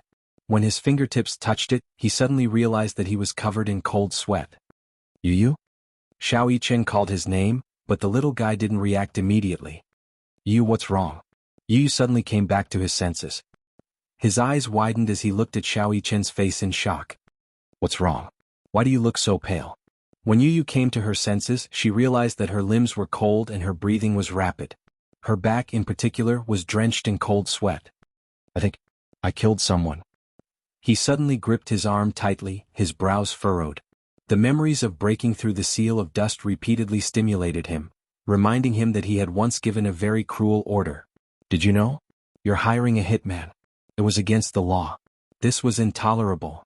Yu stood up abruptly from the sofa. The sudden movement startled little Yichen, who was a little restless, and he quickly got up from the sofa as well. What did you just say? Xiao Yichen was a little confused. You said, you killed someone? I need to go out for something. As she spoke, Yu took out her phone and dialed Li Hanlin's number. Agent Lee, come and pick me up. Yes, President Yun. Yu walked to the entryway, took a jacket, put it on, and was about to leave. Mu Yichen hurriedly chased after her. Yu, where are you going? Yu turned around and reminded her, be good and stay at home. If Daddy and Mommy ask about me when they come back, cover for me. After she finished speaking, she slammed the door shut, leaving Xiao Yichen standing there in a daze. Xiao Yichen was dumbfounded. Then she hugged her arms angrily and said angrily, what the hell? You left me alone at home and went out to fool around by yourself for no reason at all. I hate you the most. Chapter 1896. However, out of consideration for Yun Shishir's feelings, he did not reveal too much of his heartache. In the past, when the Yun family was still considered to be prosperous and respectable, the couple was very loving and respectful to each other. Perhaps because they did not have to worry about food and clothing, Li Qin was very obedient to Yun Yeqing. Therefore, even when Yun Yeqing wanted to adopt Yun Shishir, Li Qin did not stubbornly object. After a few arguments, she agreed to it. However, she was not her biological child after all. Moreover, her original intention was to adopt a boy. Hence, her attitude toward Yun Shishir was very bad.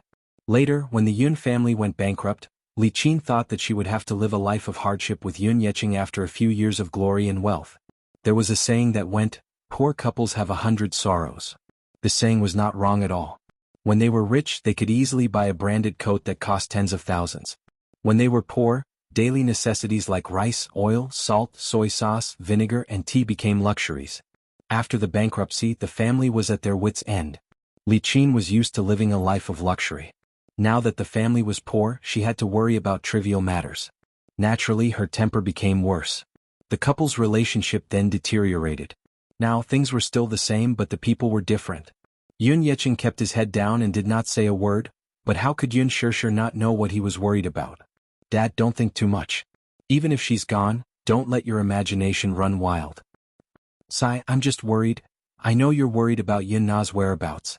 Yun Shishir frowned and covered the back of his hand. Don't worry, I'll definitely find Yun Na. Her mother is gone and we don't know where she went. Could she have met with an accident too? That police officer just said that Li Qin was killed by someone, so where's Yun Na now? How can I be at ease now that we don't know whether she's dead or alive? Yun Shishir's expression was grave. She was actually thinking that since Li Qin's body had been found, it was really hard to say whether Yun Na was dead or alive. She had a feeling that Yun Na had also met with an accident. Hence, she did not know how to comfort him when he let his imagination run wild. She could only tell him not to think too much.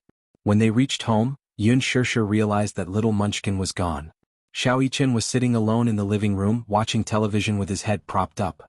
Seeing that they had finally returned, she ran over and called out sweetly, Daddy, Mommy, Grandpa. Yes. Where is Yuyu? Yun Shishir looked around but did not see Yuyu. Xiao Yichen scratched his head and replied slowly, Yuyu, ah. He could not help but frown as he blamed Yuyu in his heart. This guy had left him here alone and left him with such a huge mess. How was he supposed to respond? Muyaja frowned. Where did that kid go? He seems to have been taken away by someone just now. By whom? I think it was Agent Li. Agent Li? Yun Shishir was obviously unfamiliar with this title. Muyaja reacted at once. Agent Li should be the principal of his former kindergarten. Yun Shishir nodded.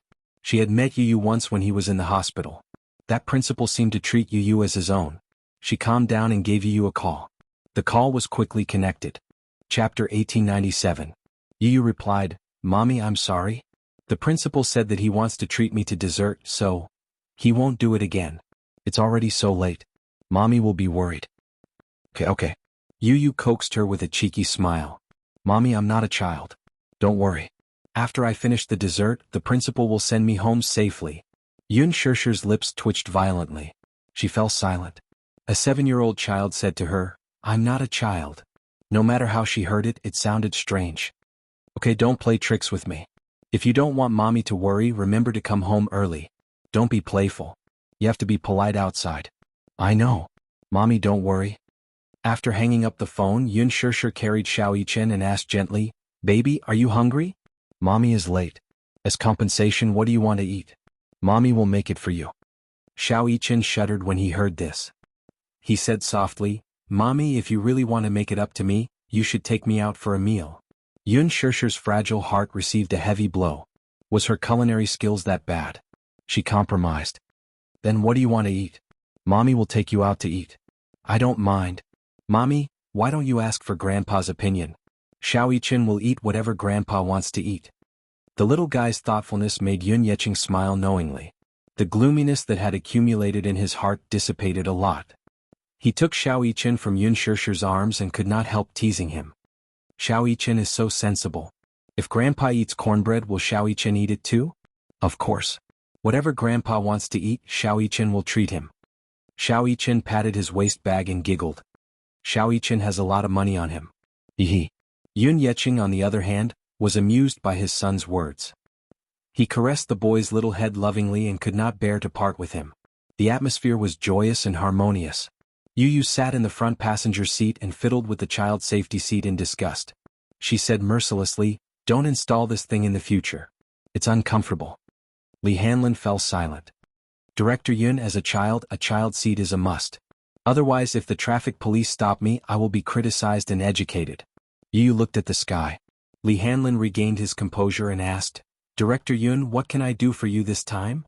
Yuyu pondered for a moment and said slowly, Today the police summoned my grandfather and Mommy to the police station. They said that there is a corpse that needs to be identified. Hearing this, Li Hanlin was very sharp. He suddenly realized something and his face suddenly darkened. Yuyu turned to look at him and said, Help me contact the police. I want to see the autopsy report. Which police station is it? Yuyu shook his head. He did not know which police station it was. Since it was salvaged from the sea, the East Harbor branch should have a file on it. Don't alert the enemy. I have some connections in the police station. It shouldn't be difficult to get a copy of the autopsy report. As Li Hanlin spoke, he noticed that Yu Yu's face was shockingly pale. His gaze fell on his hands on his knees. Even his fingertips were trembling. It was obvious that he was extremely uneasy. Director Yun, what's wrong? Li Hanlin asked with concern and heartache. Agent Li, I'm scared. Chapter 1898. Yu Yu's shoulders curled up slightly. I think there's something dirty on my hands. I'm scared. I'm scared that if Mommy finds out about this, she'll hate me and be scared of me. He knew very well that he had only given the order and that he did not kill Li Qin and Yun Na with his own hands. However, Li Qin and Yun Na's deaths were caused by him. He was not afraid of killing. What he was afraid of was that once his hands were stained with sin, he would never be able to wash them clean. What he was afraid of was that he would become a sinful person, a person that his mommy feared and was disappointed in. Back then, the reason why he wanted to kill Yun Na and Li Qin was because he found out from Li Dongqiang that Yun Na had secretly framed his mommy. He was so angry that he wanted to send those two women who had committed the most heinous crimes to hell. However, when he came back to his senses and calmed down, he realized that he had been blinded by hatred at that time and had lost his rationality. He did not regret what he had done. In this world where the strong preyed on the weak, only by becoming stronger could he protect the people he loved. However, he was afraid that his mommy would hate him because of this.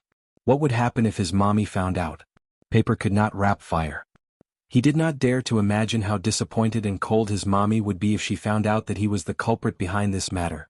In his mommy's world, she was so innocent and yearned for an ordinary and peaceful life. However, if she found out that her most beloved and obedient son had his hands stained with blood, Yu Yu was so shocked that he took a deep breath. Li Hanlin's heart ached as he held his hand tightly. President Yun, don't worry. I'll take care of this matter for you. He comforted him again and again, but Yu Yu still could not help but stiffen. His shoulders especially could not stop trembling. It was obvious that he was afraid from the bottom of his heart. Li Hanlin made a phone call on the way back. Then he drove Yu Yu back to Liji Holdings headquarters. In the office he poured Yu Yu a glass of Coke. Yu Yu suddenly looked up and held his arm tightly. Agent Li. Li Hanlin raised his eyebrows patiently and looked at him with a gentle smile. Please tell me. Have you killed anyone before? Li Hanlin frowned and fell silent. Yu Yu's bright and deep eyes looked at him quietly. His eyes were filled with complicated emotions, helplessness and curiosity. At this moment, Yu Yu had lost his usual composure and calmness. He looked at his father helplessly, like an innocent and naive child who had done something wrong. He felt extremely guilty. Li Hanlin smiled and shook his head. I've never killed anyone. Yu Yu's heart skipped a beat, and she felt even more uneasy. He suddenly asked in a low voice, let me ask you, is killing someone an unforgivable evil? Yes. Li Hanlin blinked his eyes and said bluntly. Director Yun, according to the logic of ordinary people, no one has such supreme power, much less the right to take away anyone's life. Yu Yu fell silent. There's nothing wrong with that matter. You're the one at fault. What do you mean? Li Qin and Yun Na are greedy and insatiable. They hurt your family. To you this is an unforgivable crime. They ended up like this because you're stronger than them. There's nothing wrong with a person being strong. Chapter 1899. Li Hanlin continued to explain, this is a world where the strong prey on the weak. The so-called laws are just rules set by humans standing at the top of the food chain. But isn't this also the fundamental meaning of the law of the jungle? Big fish eat small fish eat shrimps, shrimps eat mud and humans eat fish. Deer eat grass, wolves eat deer, lions eat wolves and humans hunt and kill lions. This is unfair to begin with. But in this world there is no creature stronger than humans, so humans set the rules of the game and there is no reproach. This is the law. Therefore the law of the jungle, Huron's justice. There are many unimaginable darkness in this world. Either you don't touch it or you become the strong. Li Hanlin sighed and gently hugged his shoulder. Mr. Yun, your mistake is that you are still too young. At such a young age, you should have had a carefree childhood, but you stepped into a world that ordinary people can't imagine. Yu Yu's world was already different from Yun Shishir's. He stepped into an extremely dark world, and it was this dark world that set the supreme rules of the game. He was worth hundreds of millions and sat on an inexhaustible wealth. The toy drawings he designed could be used in missile development. Once the Sky Eye project he participated in was successful, the entire Sky network would be blocked. The Hurricane Group behind him made a living from war. The smoke and war in this world were extremely cruel. But as the ruler, the Hurricane Group had already controlled the rules of life and death. For the time being, not to mention the arms transactions between the Hurricane Group and the governments and royal families of various countries, the arms sales to war-torn areas alone were enough to kill thousands of people overnight. But was this a sin? It was just a kind of capital for the strong. The most evil thing in the world was the human heart. Yu took a sip of cola and bit the straw. He understood what Li Hanlin wanted to say. Li Hanlin asked him, "Mr. Yun, I just want to ask, will you regret it?" "Regret? From the moment you joined the Hurricane Group for a few days, the sin on your hands can no longer be washed away. Do you regret it?" Li Hanlin asked gently. On the one hand, he felt sorry for him. He was just a child, a 7-year-old child. There was no need for him to come into contact with this cruel world so early. The Gong family was famous for their fighting prowess. As the leader of the World War, the Hurricane Group was not to be underestimated. Yu smiled and lifted his head. The confusion and uneasiness in his heart were swept away. "I have no regrets." "Why?" "Because that's the only way I can become a powerhouse. Even if my hands are stained with sin, I will protect Mommy and not let her come to any harm." He had had enough of cowardice, enough of being weak, enough of being bullied. She didn't want to recall the dark bits and pieces of her childhood. He would rather be stained with that sin and become the strongest person in the world. Only then would he be able to protect his mother tightly in his arms. When he was strong, his mommy wouldn't be bullied anymore. Only when he was strong could he protect the people he wanted to protect. Li Hanlin smiled knowingly and patted his head. "If I had a son as strong as you, I would wake up laughing even in my dreams. If I had such a disappointing father like you, I would wake up crying in my dreams." Li Hanlin was deeply affected. Chapter 1900. Li Hanlin clutched his wounded chest and complained tearfully, "Yu, I'm so sad. I treated you like my own son and loved you like you were my own. But what about you? Not only did you deduct my bonus, but you also shot me down. It's so unfair." Yu said coldly, "Agent Li, you must always remember that this is a world where the strong prey on the weak. As your superior, it's my right to deduct your bonus. If you're so capable, why don't you deduct my bonus too?" Li Hanlin suddenly fell silent and stared at him as if he wanted to say something. After staring at each other for a long time, the two of them smiled at each other and bumped fists tacitly. In fact, even though he was sharp-tongued, Yu still respected the man from the bottom of his heart. In terms of status, Yun Hanlin was his superior. However, in terms of seniority, he should call him uncle. Li Hanlin had been by his side for a long time and could be considered loyal and devoted. He would not shirk his responsibility even if it meant going through hell. "Director Yun, what do you plan to do next?" Yu closed his eyes slightly and said in a low voice, "Suppress this matter as soon as possible. At the same time, send someone to see if you can find Yun Na's whereabouts." "Yes." Just as he finished speaking, the doorbell rang. Li Hanlin walked over and opened the door. He saw a man in uniform standing outside the door and smiling at him. "Hello, Director Li. I've prepared a copy of the information you requested. Please take a look." As he spoke, the man handed a document to him. Li Hanlin took the document and asked, "Is the autopsy report out yet?" The man shook his head and replied meticulously, "Not yet. The corpse is highly decomposed. Even an experienced forensic doctor can't work for a long time, so the autopsy is going very slowly." "All right, you can go back first. Don't mention this to anyone." "Yes." Li Hanlin closed the door and handed the document to Yu. Yu opened the document expressionlessly.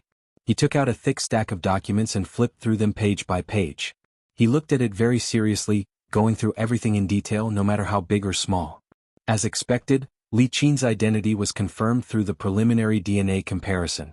It seemed that the corpse was indeed Li Qin. "I remember that I asked Li Dongqiang to clean up his hands and feet." Yu sneered, his eyes cold. Li Hanlin fell silent. He suddenly said, "I'm guessing that he must have wanted to drown them in the sea. Generally speaking, once a corpse is drowned in the sea, it will decompose completely within a few months. Even if it's not completely decomposed, the school of fish will devour the corpse until there's nothing left. Li Dongqiang is not a kind person. He is ruthless and merciless." Li Hanlin thought to himself, "No matter how ruthless I am not as ruthless as you." However, he didn't dare to say this out loud. Li Hanlin said casually, "Which one of the gangsters on East Street hasn't killed anyone before? Their days were spent licking blood from the edge of a blade. These people have no principles. They do things as long as they're paid. As for their efficiency, they can't be compared to professional killers." Even if Li Qin's corpse has been found, what about Yun Na's whereabouts? Yu raised his doubts. Chapter 1901. Yu disagreed.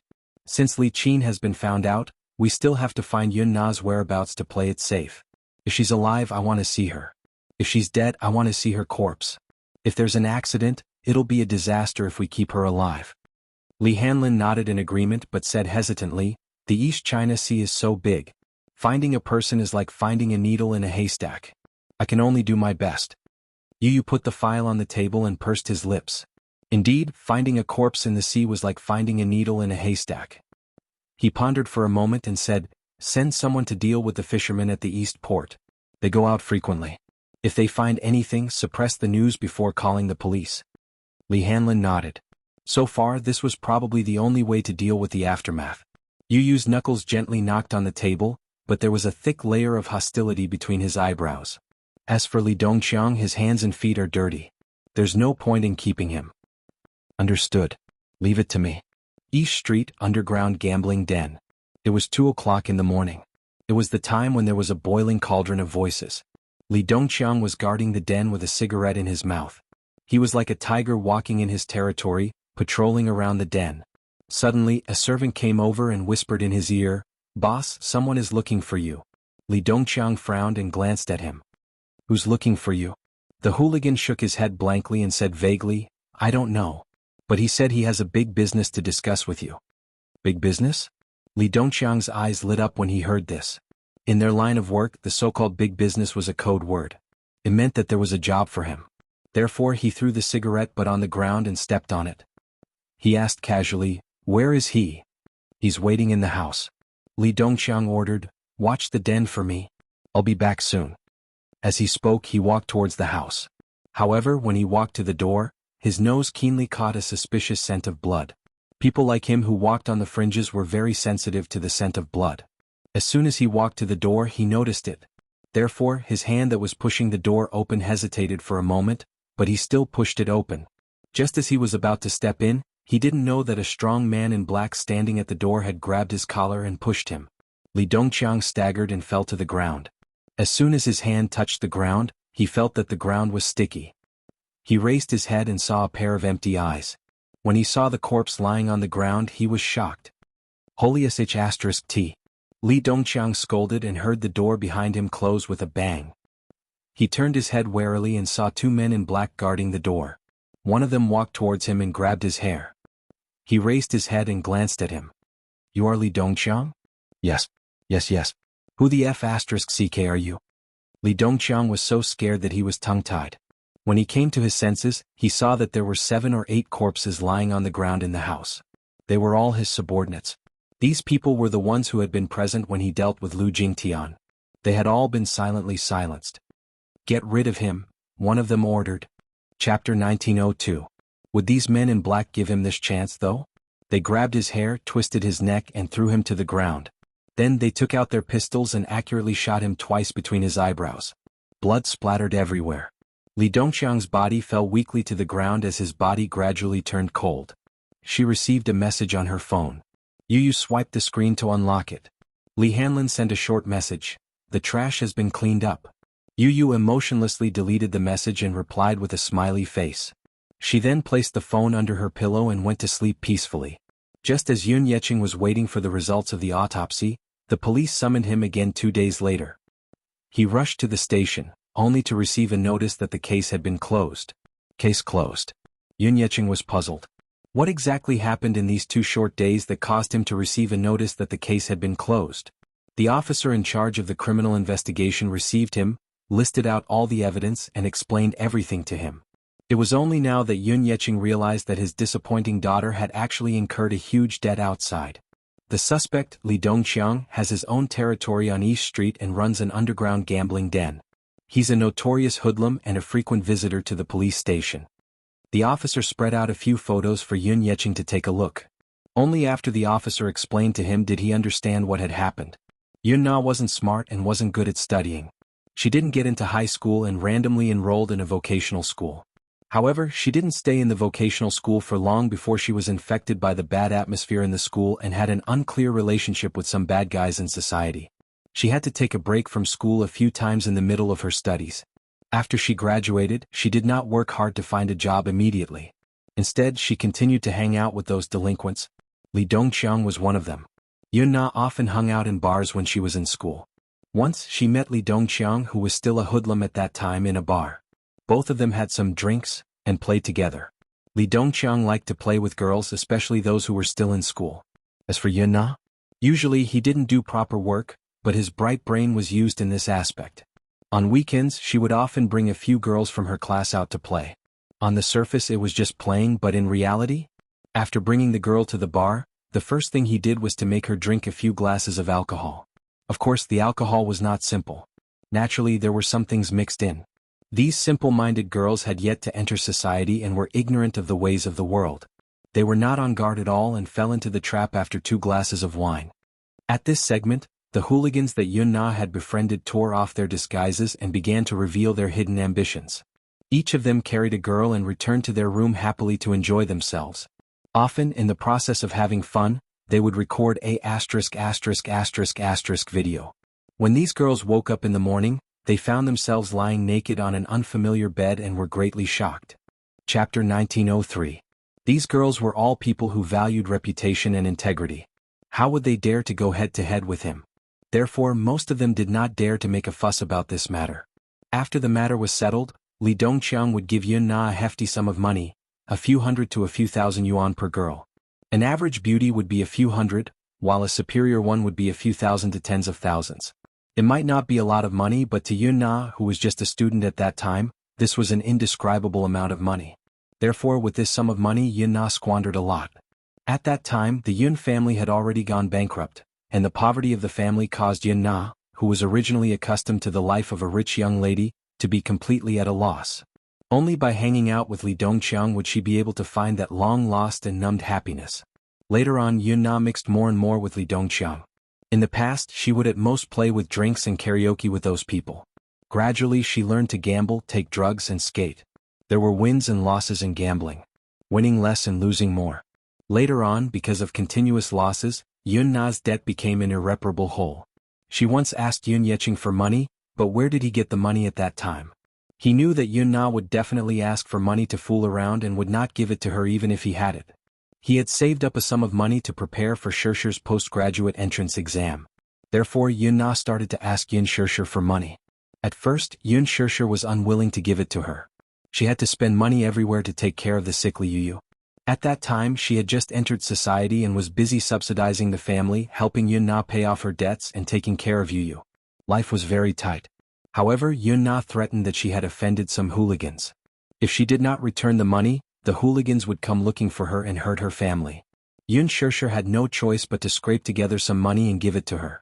From then on, Yun Na began to ask Yun Shirshir for money frequently. Yun Shirshir could not stand her exorbitant demands and moved the rented house again and again. Later on, Yun Na could no longer fill the huge loophole caused by gambling and drug addiction. Hence, she came up with the idea of Yun Shirshir. She tricked Yun Shirshir into the clubhouse and forced her to drink the drug. She also made an agreement with Li Dongqiang that after the deed was done, not only would her debt be forgiven, but he would also give her another 1 million yuan. Yun Na was ecstatic. However, this matter was exposed by Mu Yaja. If it weren't for him, Yun Shirshir would have been in deep trouble. What happened next? Yun Yeqing had a rough idea of what had happened. Once when he returned home, he bumped into Yun Na. That time, Li Dongqiang brought people to collect the debt. Yun Na really couldn't pay up, so he took turns with her. Yun Yeqing had heard from Yun Shirshir that Yun Na was addicted to drugs and gambling. He did not believe it at first, but compared to his sister, he was more inclined to believe Yun Shirshir's words. It was just that he was still a little skeptical. It was only now that he truly believed it. It turned out that this daughter of his was a complete scum. She had been fooling around in society since she was in school. That was not all. She actually had designs on Shirshir. Gosh, how could she do such a thing to sell her sister to a few hooligans? Chapter 1904. Yun Yeqing was in disbelief. It was only when the police took out some relevant evidence and let him listen to the relevant testimonies that he fell numbly into the chair with a face full of heartache. It was the father's fault for not teaching her well. What did he do to raise such a shameless daughter?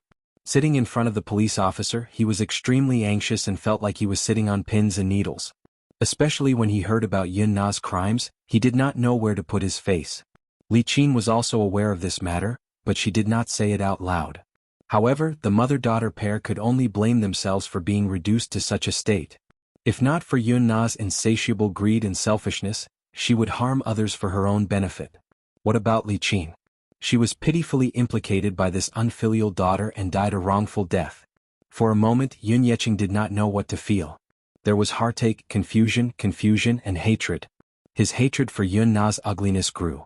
This case could be considered closed at this point. Li Qin's body had been found, but Yun Na's body was probably still undiscovered. The police officer said to him, "The East China Sea is huge. I'm afraid it's like looking for a needle in a haystack if you want to search for the body thoroughly. Not to mention whether the body has been decomposed or eaten clean by the fishes, just the cost of salvaging it is difficult to estimate. It was a coincidence that we found your wife's body. We can only say that we'll do our best. However, we can't guarantee that we'll be able to find your daughter's body." "What about the suspect?" Yun Yeqing's voice was hoarse and low. "That murderer who murdered my wife and daughter. When will your department arrest him and bring him to justice?"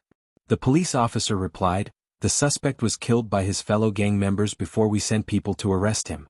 He died in a fight with his gang members." "Fellow gang members?" "Yes." The police officer explained that Li Dongqiang and the gang members had a fierce exchange of gunfire. The police officer took out some photos taken at the scene and showed them to him. Li Dongqiang, male, 35 years old. He was attacked by a group of unknown people in an underground gambling house 2 nights ago. When we arrived, the scene was a mess. Blood flowed like a river. There were heavy casualties. No one survived. There's such a thing? Yun Yeqing was even more shocked. "Mr. Yun, I can only ask you to restrain your grief." The police officer comforted him with a few words, then got up and left. Yun Yeqing slumped on the stool, unable to regain his senses for a long time. When Yun Shishir was still on set, she received a call from Yun Yeqing. After learning about what had happened, she was in a daze for a long time. She thought that it would take a long time for the case to be closed, but she didn't expect it to be closed so soon. After the case was closed, they needed to go through the procedures to claim the body. After settling the paperwork, Yun Yeqing brought Li Qin's body back to be cremated and buried. Yun Yeqing did not hold a dignified funeral and did not even tell anyone about this matter. He just cremated the body quietly. Even though he had a lot of resentment towards Li Qin. However, a day as husband and wife meant endless devotion for the rest of their lives. Even though Li Qin had made many mistakes when she was alive, she was already dead. Many of her sins should be scattered with the wind. Chapter 1905. Yun Yeqing could not fork out the money at first. In the end, it was Yun Shishir who paid for it. He felt guilty and grateful at the same time. Li Qin was very harsh toward Yun Shishir when she was alive, yet this filial child was willing to let bygones be bygones and clean up the mess for him. He did not feel good about it. Yun Shishir, however, said, "Hate is hate, but she's already dead. There's no need for me to be calculative with someone who's already dead. Dad, cherish the people in front of you. It's fine as long as you're happy." Shishir. "Thank you. That. I've let you down." He was so regretful that he could not say anything else. "Director Yun, it's been settled." Li Hanlin's voice was deep and cryptic over the phone. The meaning behind it was self-evident. Yu nodded and gave a rare compliment. "I got it. You've managed to settle it in just 2 days. I have to say that you're quite capable." Li Hanlin was at a loss. He did not know if this little guy was praising or belittling him. As if knowing what the person on the other end was thinking, Yu calmly replied, "I'm praising you. Does this guy have a very good mind-reading ability? How can he guess what I'm thinking over the phone from so far away? Agent Lee, we've worked together for so long. It's hard to describe our tacit understanding. You know me and I know you. Of course, I know what you're thinking." Yu said lightly, once again guessing what he was thinking. Li Hanlin was completely speechless. "Director Yun, yes? You must be the reincarnation of a demon. I feel that you're not a normal creature." There was a long silence on the other end. Just as Li Hanlin was on tenterhooks, Yu's cold voice sounded from the other end. "It's almost the new year. It seems that someone doesn't want his year-end bonus." "Director Yun, don't. I was just joking with you." Before he could finish his sentence, a cold beeping sound came from the other end. Li Hanlin hugged his phone and felt like crying. Wulan Mountain Public Cemetery. It was sparsely populated. After the winter solstice, this place became unusually bleak. Early in the morning, at the first glimmer of dawn, a thin figure suddenly appeared at the gate. The thin figure was wearing a hooded black sweater. The collar of the sweater was pulled all the way to the neck. A large hat was placed on the top of the head, covering half of the person's face. It was impossible to see the person's appearance clearly. However, judging from her figure, she was a young woman of average height. The woman put her hands in her pockets and slowly walked through the door. The bodyguard stood up and raised his head to look at the newcomer, but a strange feeling arose in his heart. He had seen people sweeping the tombs, but he had never seen them before. It was still early in the morning when the cemetery had just opened, and they were already sweeping the tombs. Therefore he walked out of the preservation room. Just as he walked over, he wanted to ask. Before he could reach the man, he was frightened by the strange aura that the man emitted and took half a step back. This woman was clearly a living person. Why was she like a ghost? The bodyguard shook his head and decided not to poke his nose into other people's business. He returned to the preservation room to hide from the wind. The woman suddenly walked toward him. "Help me check a name." The bodyguard raised his head and saw that the woman had appeared at the window without making a sound. He was shocked. Chapter 1906. The woman's face was covered by a hat, and she wore a thick mask that covered most of her face. Only a pair of eyes that were as dark as a bottomless abyss could be seen. But were those really human eyes? These were not eyes that a living person should have. There was not a trace of life in them. They were like two empty holes that emitted a biting cold air from the depths. What was more frightening was that the area around her eyes was covered with hideous scars, as if she had been scratched by something sharp. Although the wound had healed, it left a permanent scar. This person, what was going on? She wrapped herself up fully, but there were scars on her face. It was very suspicious. She was neither a human nor a ghost. To be honest, after guarding the tomb for so many years, this was the first time he had been frightened by a living person. The security guard patted his chest and did not wait for him to react. "Help me check a name." The woman repeated this sentence eerily, as if she was silently chanting an ancient and terrifying spell. Her voice was low and hoarse, and there was no trace of life in it at all. The security guard's face stiffened for a while, then he took the booklet from the side and asked in a bad mood, "What's the name?" "Li Qin." "Mu Zi Li, is Qin the Qin in piano?" The woman nodded slowly. "Yes." This name was just added not long ago? It's in the 19th row, 23rd. As soon as he finished speaking, the woman turned around without saying a word and walked towards the tomb. The security guard stared at the woman's back as she left. After a long time, he could not help but spit out a few words. "What a strange person." The woman did not walk far. Her footsteps suddenly stopped and she slowly turned around. A pair of ghostly eyes looked in his direction. The security guard was shocked into silence. He subconsciously bit his lips and smiled at her as if he was trying to please her. Tomb number 5. 19th row, 23rd row. This was a row of newly built tombstones, green and lush. The woman stopped in front of the tombstone. On the tombstone, there was a black and white photo of Li Qin, and below it were tributes and flowers. The woman slowly knelt on the ground. Her fingertips gently touched the cold photo, and her eyes narrowed slightly. "Nana. Live well? You must avenge Mother. Mother hates it. Mama really hates it. I'll definitely make that bitch live a life worse than death. I'll definitely make her live in pain for the rest of her life." The mournful and desperate cries were still ringing in his ears. The woman silently stroked the cold photo over and over again. In the early morning, the frost and dew were heavy, and the photo was covered with a layer of wet marks. She gently wiped the dampness off the photo bit by bit, as if she was caressing it gently. When the woman left, the flowers in front of the tombstone were trampled to pieces. The security guard watched the figure leave and muttered to himself, "More like a ghost than a ghost. He's seriously ill." At night, after Yun Shirshir came back from the set, the family of 4 went to a Western restaurant for dinner. Mu Yaja purposely chose a French restaurant. When Xiao Yichen heard that they were going to eat French food again, he was so happy that he danced with joy. "I love French cuisine the most. Daddy is wise. Daddy is mighty." When Yu heard this, she looked like she was about to vomit. Chapter 1907. Whether it was French cuisine, Chinese cuisine, or Japanese cuisine, he had tried cooking all of them. Especially when it came to French cuisine, he was very good at it. It was not for any other reason but because Mommy especially loved French steak with foie gras. Hence, he learned and specialized in French cuisine for a while. He almost threw up from cooking, but Mommy still had a soft spot for French cuisine. Mommy was a godlike person. It seemed like his stupid mommy really loved French cuisine. The restaurant here has a unique style. Their signature dish is French steak. Muyaja carefully flipped through the menu page by page. As he ordered, he introduced the dishes to her. Yun Shirshir was a little surprised. How did you know that I love French steak?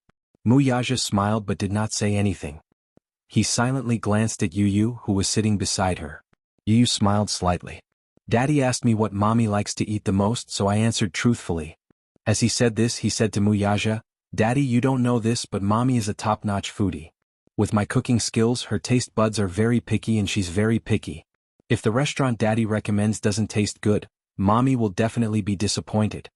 Yun Shirshir smiled and couldn't help but scratch the bridge of his nose. Oh you. No matter how good the chef is, he can't be as good as our Yu. Xiao Yichen quickly flattered, Yu's cooking is the best. Yu's steak is the best in the world. Seeing through his flattery, Yu coldly retorted, Have you tried the fried steak I've made before? The corners of Mu Yichen's eyes twitched violently. No. Muyaja said indifferently, Xiao Yichen, you've grown up. You've hit the nail on the head with your flattery. Yun Shirshir was so amused that she kept laughing. Mu Yichen felt even more uneasy. He suddenly twisted his words and forced logic. What do you mean by flattery? I'm telling the truth. Also, I've tried Yu's steak before. Yun Shirshir and Yu looked at each other blankly. When? Dream. Mu Yichen muttered. Dead silence. The three of them looked at Mu Yichen pitifully. The latter poked his little finger pitifully, looking extremely aggrieved. It's Yu's fault for not cooking for me. You little foodie, what else do you know other than eating? Yu was annoyed at him for being a disappointment and poked his little head. Mu Yichen lowered his little head dejectedly and looked very pitiful. He sighed and complained, I wanted to try Yu's steak, but in the end I can only keep it as a memento in my dreams. Yun Shirshir laughed. She felt that this guy was too funny. Muyaja was silent. Was this guy born to be a comedian? Isn't it just a steak? I'll make it for you when we get back. Yu waved his hand heroically, causing Xiao Yichen to cheer repeatedly. You two, that's enough. Stop fooling around. Didn't mommy teach you to maintain a gentleman's demeanor in public? Yu and Mu Yichen tacitly sat upright and still obedient. Have you washed your hands? Yu and Xiao Yichen shook their heads. Muyaja gently rubbed Mu Yichen's black hair and smiled at her. You order first. I'll bring the two guys to wash their hands. Okay. Yun Shirshir suddenly asked, What do you want to eat? Chapter 1908. Muyaja got up and walked to the washroom with one hand holding the other child's hand. However, what was slightly interesting was that the two little guys were only waist-high. One was big and the other was small, so there was a very distinct height difference. Muyaja's 1.88 meters tall height was eye-catching. However, perhaps because he was too tall, he had to lower his posture a little and bend his knees slightly while holding the two children's hands. Therefore, the man did not look as domineering as before. Instead, he looked more gentle and meticulous as a father. He was a young father, 28 years old, but he was the father of two children. Perhaps because of his lack of experience or because he was used to being swift and decisive, he was even a little helpless when facing the two little guys. However, other than being uneasy, there was the gentleness in his father's nature that could not be hidden. Yun Shirshir's eyes curved as she could not help but touch the diamond ring on her ring finger. Her heart was filled with sweet satisfaction. She lowered her head and browsed through the menu, hesitating as she chose the dishes. Sister Song. You're here, I'm here. A woman's voice suddenly sounded from the neighboring seat. Yun Shirshir looked up in confusion and was surprised to meet eyes with a familiar face. Song Enya, who was dressed to the nines with exquisite makeup, walked in with a sachet in her hand. The moment she saw Yun Shirshir, who was sitting in a private room facing her, her gaze changed again and again. Why are you here?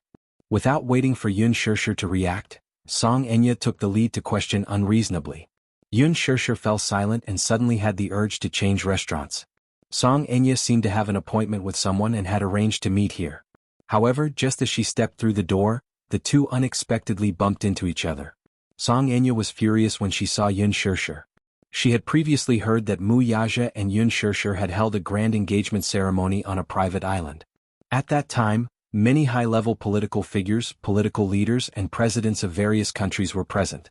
It was especially grand and dignified. He had heard all these from Song Yunshi.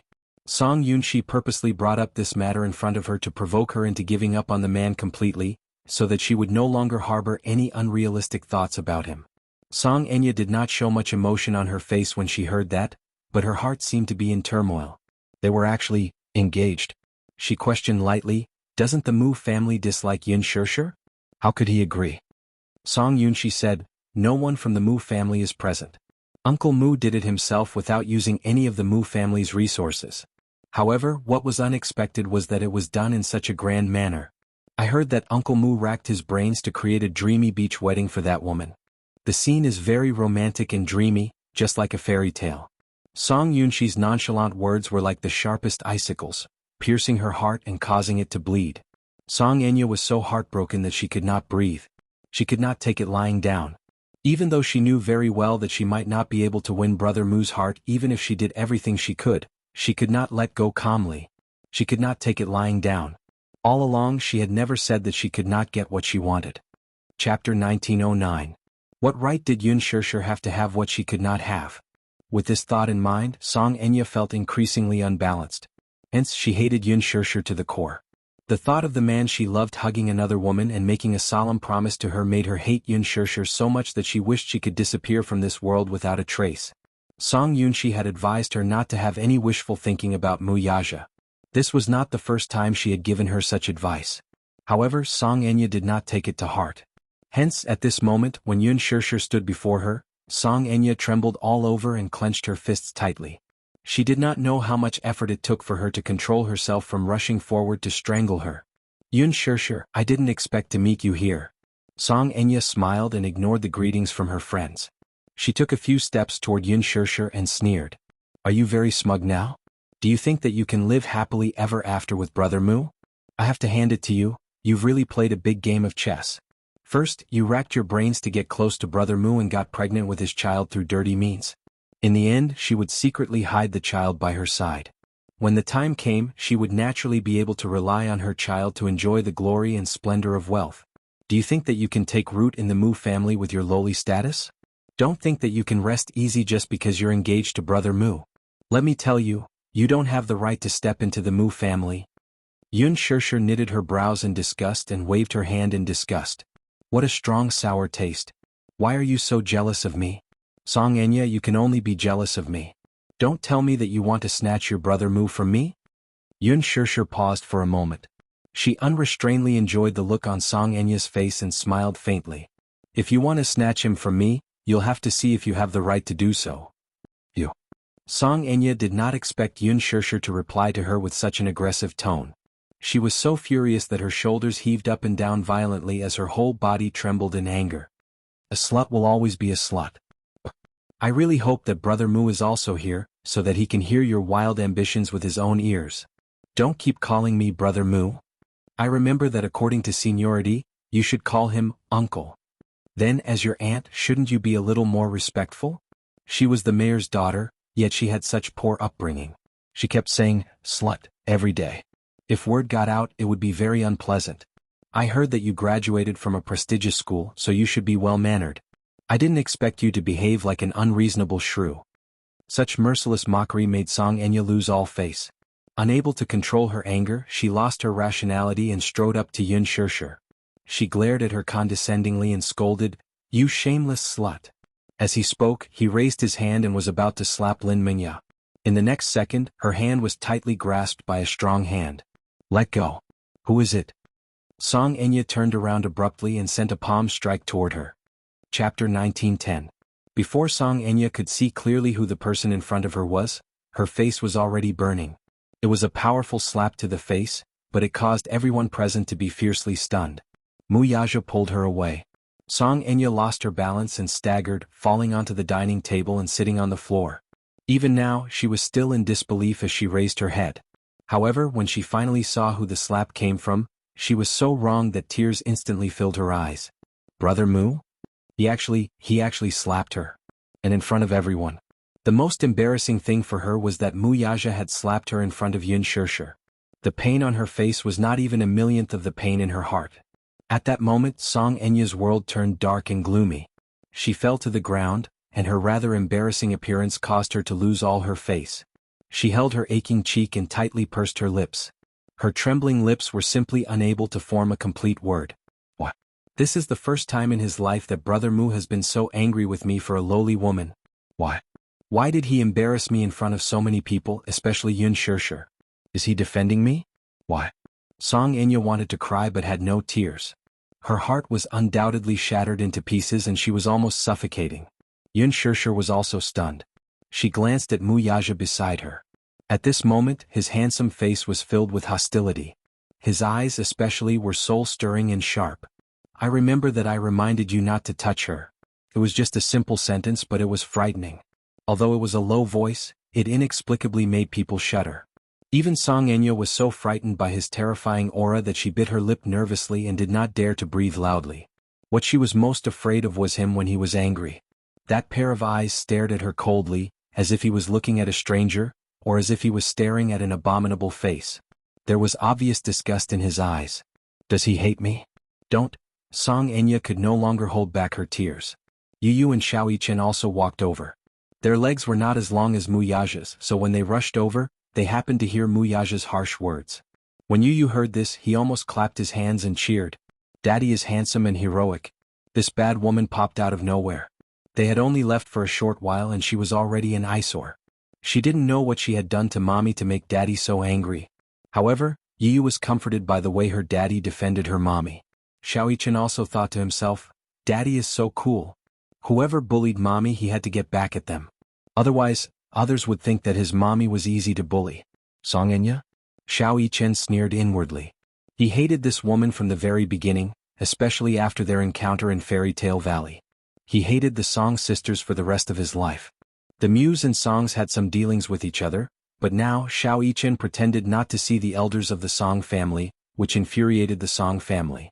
However, his daddy did not say anything, nor did he force him to address those elders. Chapter 1911. Mu Yaja did not embarrass the Songs on account of the Jiangs. If not for the fact that the Songs were related to the Muse, he did not want to embarrass them. When Yun Shirshir saw that Mu Yaja had arrived, her heart calmed down and she felt an inexplicable sense of security. She hooked her arm around Mu Yaja's and snorted. She swept a glance at Song Enya who was on the ground with a smug look on her face. It was obvious that she was purposely trying to anger the other and flaunt their love in front of her. There was a saying that went, flaunting love dies quickly. However, when it was necessary she still had to declare her sovereignty. Song Enya was so angry that her face turned ashen. She looked like she was about to vomit blood.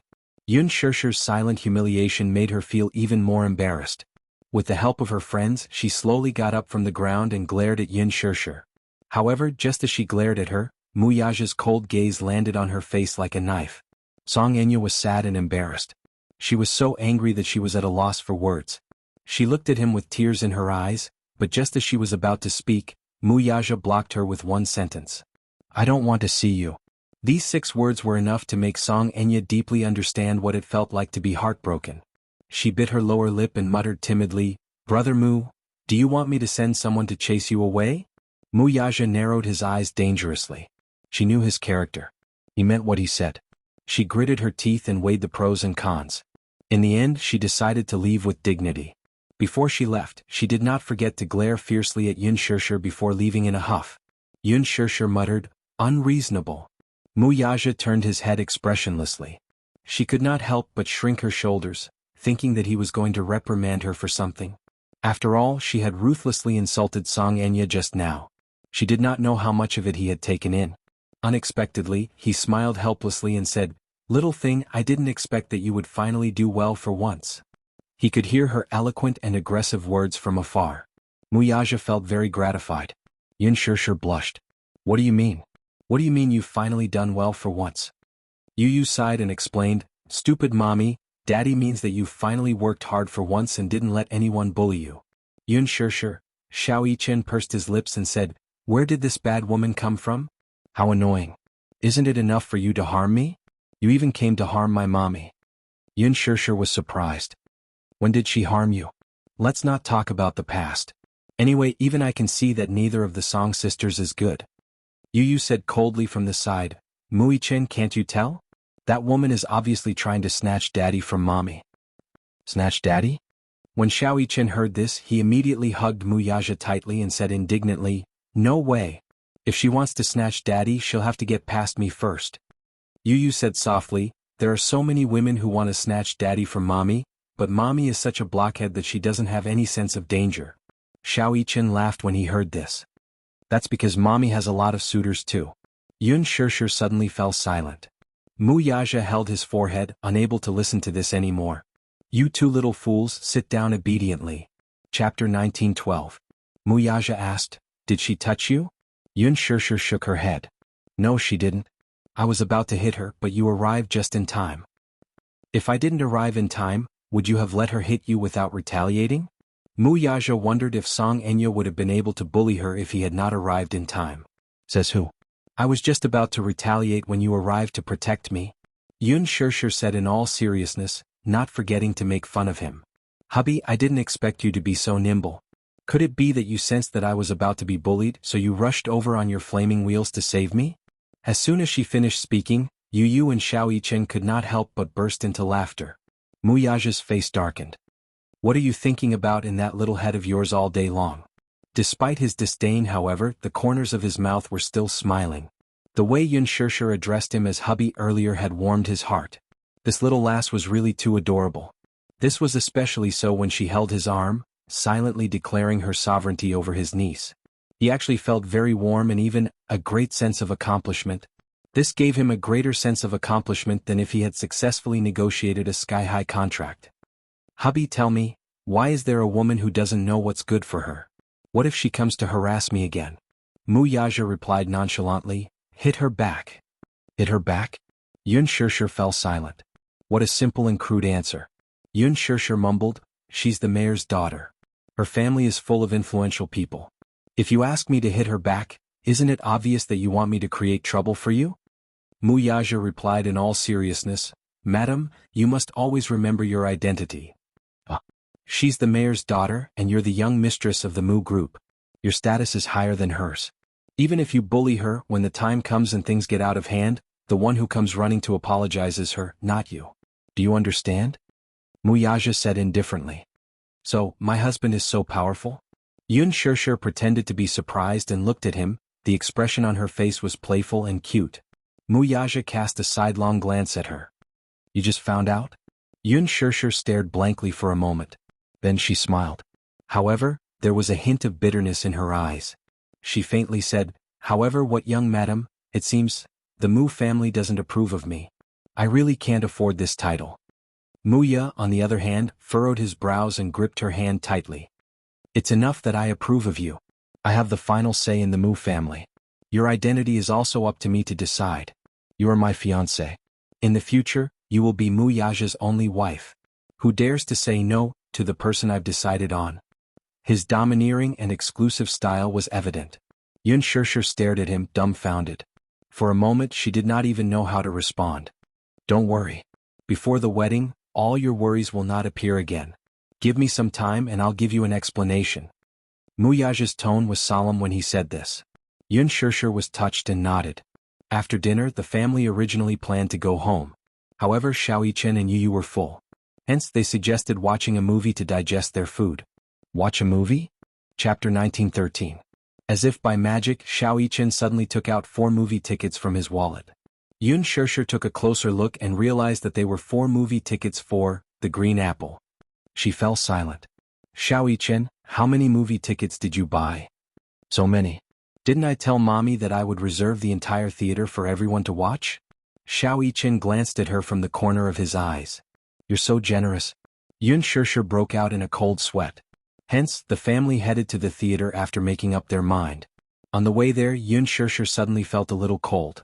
When they left the house, it was still evening and the weather wasn't that cold. However, now that it was night time, the cold wind blew and she shivered. Although Yun Shirshir didn't say it explicitly, Mu Yaja could tell that she was a little cold. Hence, he drove to a branded fashion store and brought Yun Shirshir inside. When the family of 4 stepped into the store, everyone was stunned and looked in their direction. Oh my God, the man was handsome, the woman was beautiful, and the 2 little guys were even cuter and more charming than mixed-blood children. They were so bright and beautiful that everyone was envious.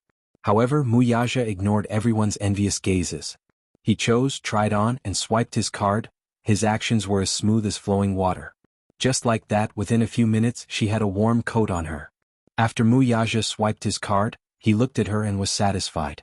Then he held her hand and left the store. Yun Shirshir was dumbfounded. Xiao Yichen commented from the side, not bad. Daddy has good taste. This coat suits mommy very well.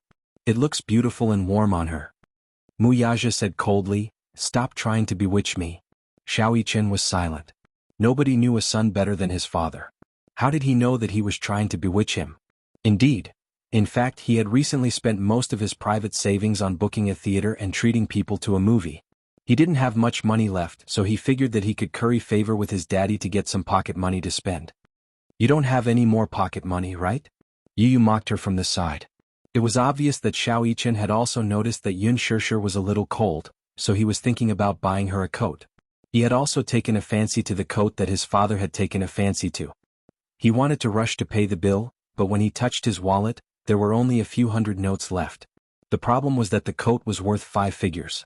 His face was full of resentment. He had wanted to perform well in front of his mommy.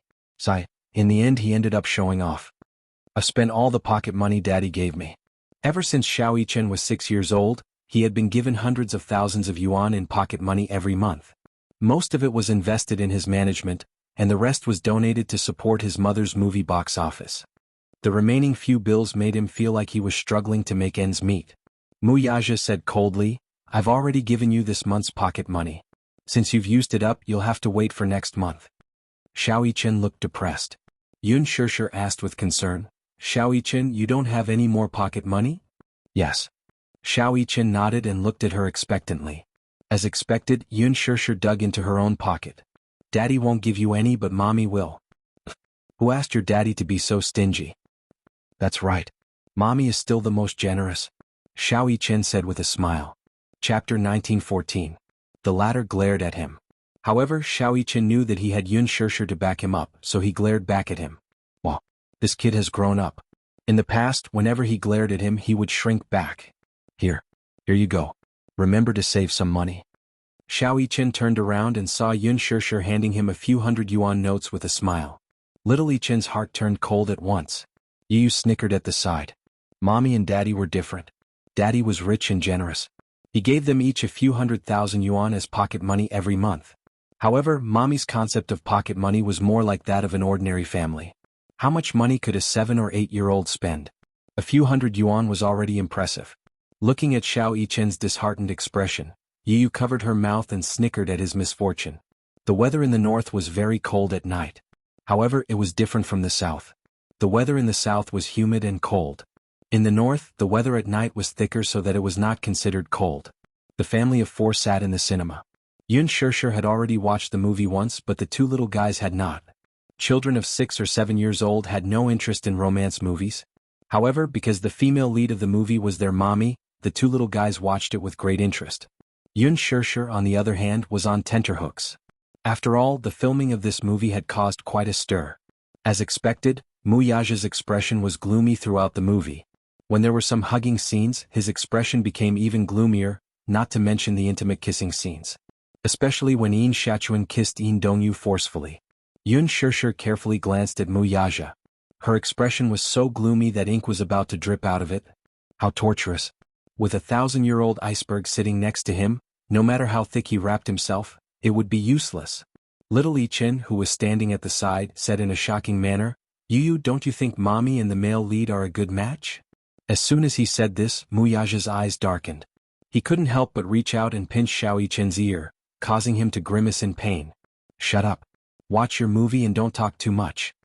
Being reprimanded for no reason, little Yichen covered his red and painful ears with his hands. He wanted to cry but had no tears. He complained to Yu, "Daddy is so violent. How did I offend him? You want to bully me like this?" "Serves you right." Yu was expressionless and did not sympathize with him at all. "Who asked you to say that Mommy is compatible with another man in front of Daddy?" Xiao Yichen was speechless. The little guy immediately turned around and said, "Daddy, you're the most handsome. You and Mommy are the most compatible." His teasing words made the people sitting around look over.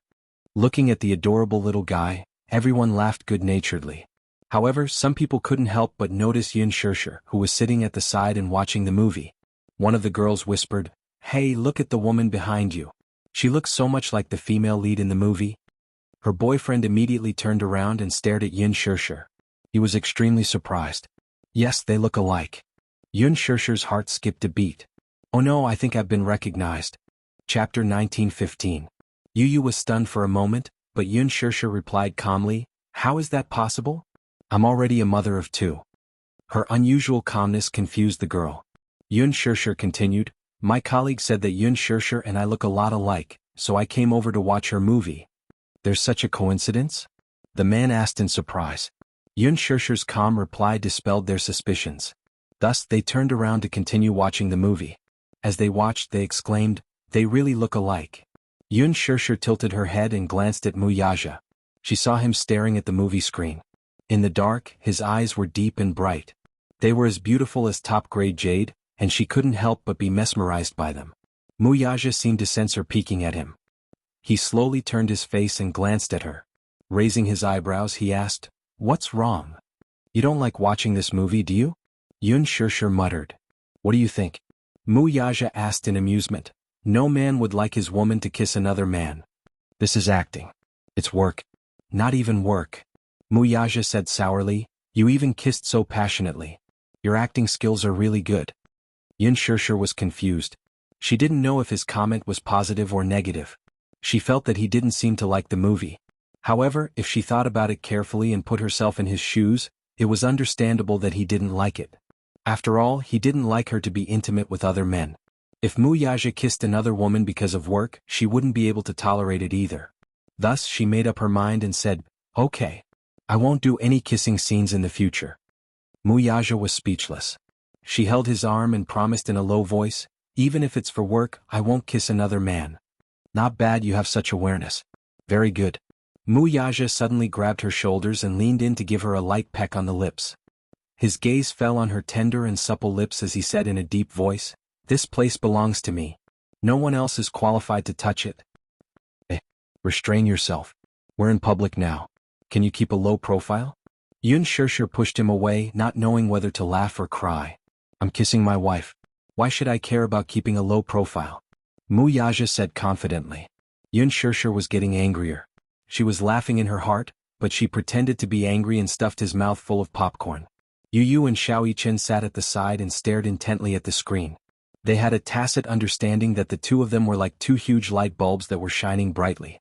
By the time they finished watching the movie, it was already past 9 in the evening. When it was over, people walked out and couldn't stop praising the movie. Most of them were boyfriends who accompanied their girlfriends to watch the movie. Girls liked romantic movies, especially romantic ones like this. Although most of them came for Gu Xingze, after watching the movie, they were all attracted to Yun Shirsha's performance. That Yin Xiachuan acted so well. I cried when I saw the ending. The female lead's eyes were filled with drama. Her acting skills are very good. Chapter 1916. I'll definitely watch her movies in the future. Her looks and acting skills are worth looking forward to. There were all sorts of praises and so on. Yun Shirsha listened quietly and felt encouraged. Muyaja held her hand and the four of them walked out of the cinema. On the way to the parking lot, they took a stroll along the river. The night view was the most beautiful at this time of the year. Yu Yu and Xiao Yichen were playing with each other as they walked in front. Yun Shirsha and Muyaja walked at the back.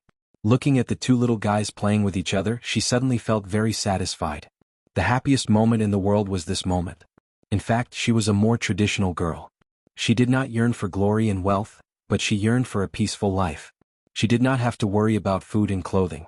To have a warm family, a loving husband and two adorable Xiaobao twins, Yu Yu and Xiao Yichen was already a great fortune for her. She was quite content with the present situation, she thought without pretension. She did not like to go out and play. Like those young girls, she did not like to go to bars, dance clubs or nightclubs. She did not like noisy and extravagant places. When she was free, she liked to hold her beloved man's arm and take a stroll quietly. Her days were leisurely. Perhaps she did not live up to expectations. But it was true that she was very satisfied with such a life. God was good to her and she knew how to cherish what she had. The world is unpredictable and capricious. You can never predict which will come first, tomorrow or an accident. So she cherished what she had. That's great. Yun Shirsha suddenly sighed. It's really good to have such a peaceful life. Where did you get all these sighs from? Muyaja laughed. I'm just expressing my feelings. Yun Shirsha smiled contentedly. After I film a few more movies, I'm planning to retire. I don't need a lot of money as long as I have enough to spend. I don't like a busy life. I prefer this peaceful life. Didn't I say that you don't need to act anymore? I can afford to raise you. Of course I know you can afford to raise me. You're so rich. Not to mention me, even if there were thousands of me, it wouldn't be a problem for you to raise me. Mu Yaja was puzzled. Then why do you insist on making movies? It's just a dream. A person without dreams was no different from a salted fish. I just want to realize my value. Little fool. The two of them talked and laughed. When they arrived at the parking lot, Yun Shirshir called the two noisy little guys to go home. After coaxing the two little guys to bed, Yun Shirshir also washed up and went to bed. A certain energetic man wanted her again. Yun Shirshir pushed him away. It's getting late. Let's sleep. I want it. With just 2 words, his ambition was as clear as day. Yun Shirshir ignores him. It's already 11 o'clock. You have to get up early to work tomorrow. It's okay, I have good stamina. Yun Shirshir, you can't do it even if you have good stamina. I'll wake up earlier than you tomorrow. I have to rush to work. Just for a while. The man's ambition was hard to hide. He pressed his body against hers and even knew how to bargain with her. Yun Shirshir blushed and mumbled, I'm on my period these 2 days. It's not convenient. Period? The man raised his eyebrows suspiciously as if he didn't believe her. Really? Chapter 1917. Mu Yaja, on the other hand, looked a little frustrated and disappointed. Why was her period here? He had worked so hard, but she did not have any reaction at all. Did she not know what his ambition was? Yun Shirshir would take birth control pills behind his back. How could she fall for it so easily? Now that her career was on the rise, it was not suitable for her to have another child. Moreover, she already had 2 cute little guys by her side. If she had another child, wouldn't it be a mess? Yun Shirshir thought that it was enough to have Xiao Yichen and Yu, these 2 clowns. She did not want a 3rd child. However, Mu Yaja did not think so. He was still hoping that she would give him another little princess. Therefore, in a certain aspect he was especially proactive. However, Yun Shirshir was going to be tortured by him. She did not know where this man got his energy from. After a night of passion he could still go to work energetically the next day, but she could not. If he continued like this, she would be exhausted. Yun Shirshir did not want to talk to him anymore. She pulled the blanket over herself, wrapped it around her, and closed her eyes to sleep. Mu Yaja could only give up when she was so shameless. There was no hurry. There was still a long way to go. He lay down obediently and hugged her. Then they fell asleep together. Over the past few days, the box office sales had been good news. Soon it broke the 2 billion mark. Lin Fengtian and a few investors were overjoyed and held a huge celebration party. At the premiere, a few of the main cast members said that if the box office sales could break the 2 billion mark, each of them would fulfill a small wish of their fans. However, now that the box office sales had broken the expected target, it was time to fulfill the bold words that they had said at the beginning. On the night that the box office sales broke the 2 billion mark, Gu Xingze, who had been silent for a long time, was the first to release an erotic photo. Back then, at the premiere, under the collective encouragement of his fans, he promised that if the box office exceeded 2 billion, he would contribute a nude photo. When the fans heard this, it was as if they had been injected with chicken blood. Watching the movie once was not enough, they had to watch it 4 or 5 times. Then they raised their heads and looked forward to the box office breaking the 2 billion mark. Gu Xingze kept his promise and posted a nude photo of the woman. The so-called nude photo was at best half naked. He was lying in the bathtub and took a half-body selfie. In the photo, the messy forehead hair, the unruly eyes, and the fine and sexy body made the fans drool. Many fans were moved to tears, not because of Gu Xingze's promise, but because he had finally updated his Weibo after being silent for so long. This made all the hardcore fans cheer. Xingze, as long as you're well, that's enough. Heart, Xingze will love you forever. I heard that you're sick. I hope you can take good care of yourself. Xingze, we will always be your strongest backing. I hope you have a good rest. In the blink of an eye, this Weibo post attracted hundreds of thousands of likes and quickly reached hundreds of thousands of reposts. It could be seen that even if Gu Xingze was banned, his influence was still not to be underestimated. Yun Shirshir promised that if the box office sales broke the 2 billion mark, she would personally remove her makeup on the show and show her bare face. Chapter 1918. The audience held their breaths. Everyone present was a fan of the original novel of The Green Apple. They were fans of the coupling of Gu Xingze and Yun Shirshir. They liked both Gu Xingze and Yun Shirshir. Surprisingly, most of Yun Shirshir's fans were female. After all, girls like beautiful things, and they yearned for Yun Shirshir's natural beauty. Hence, when Yun Shirshir removed her makeup bit by bit, everyone held their breaths. The audience was afraid to appear in front of the public camera. She had always been a delicate and refined beauty like a goddess. Once she removed her makeup, she would look like a scene of a car accident. This would shatter everyone's fantasies. Some people thought that Yun Shirshir's bare face wouldn't be too beautiful, but it wouldn't be to the point of being unbearable to look at. She could only be considered as a passerby. After all, her foundation was still there. However, just as Yun Shirshir removed her makeup and lifted her head to face the audience with a smile, the audience let out an exaggerated gasp of surprise. Oh my God! It wasn't an exaggeration to say that she looked exactly the same as when she put on light makeup. Especially those eyes. What thick eyelashes, those bright eyes, and when she narrowed her eyes and smiled, they were as charming as silk. They were as enchanting as water. She had a perky nose and soft cherry blossom lips. What was even more shocking was that her skin was fair and translucent. Her skin was like the finest jade that could be broken with a flick of a finger. The host was also very surprised. When the program team had asked Qin Zhou if he could fulfill the promise that Yun Shirshir had made at the premiere and show her bare face to the audience, Qin Zhou had gladly agreed. The host had even joked about it.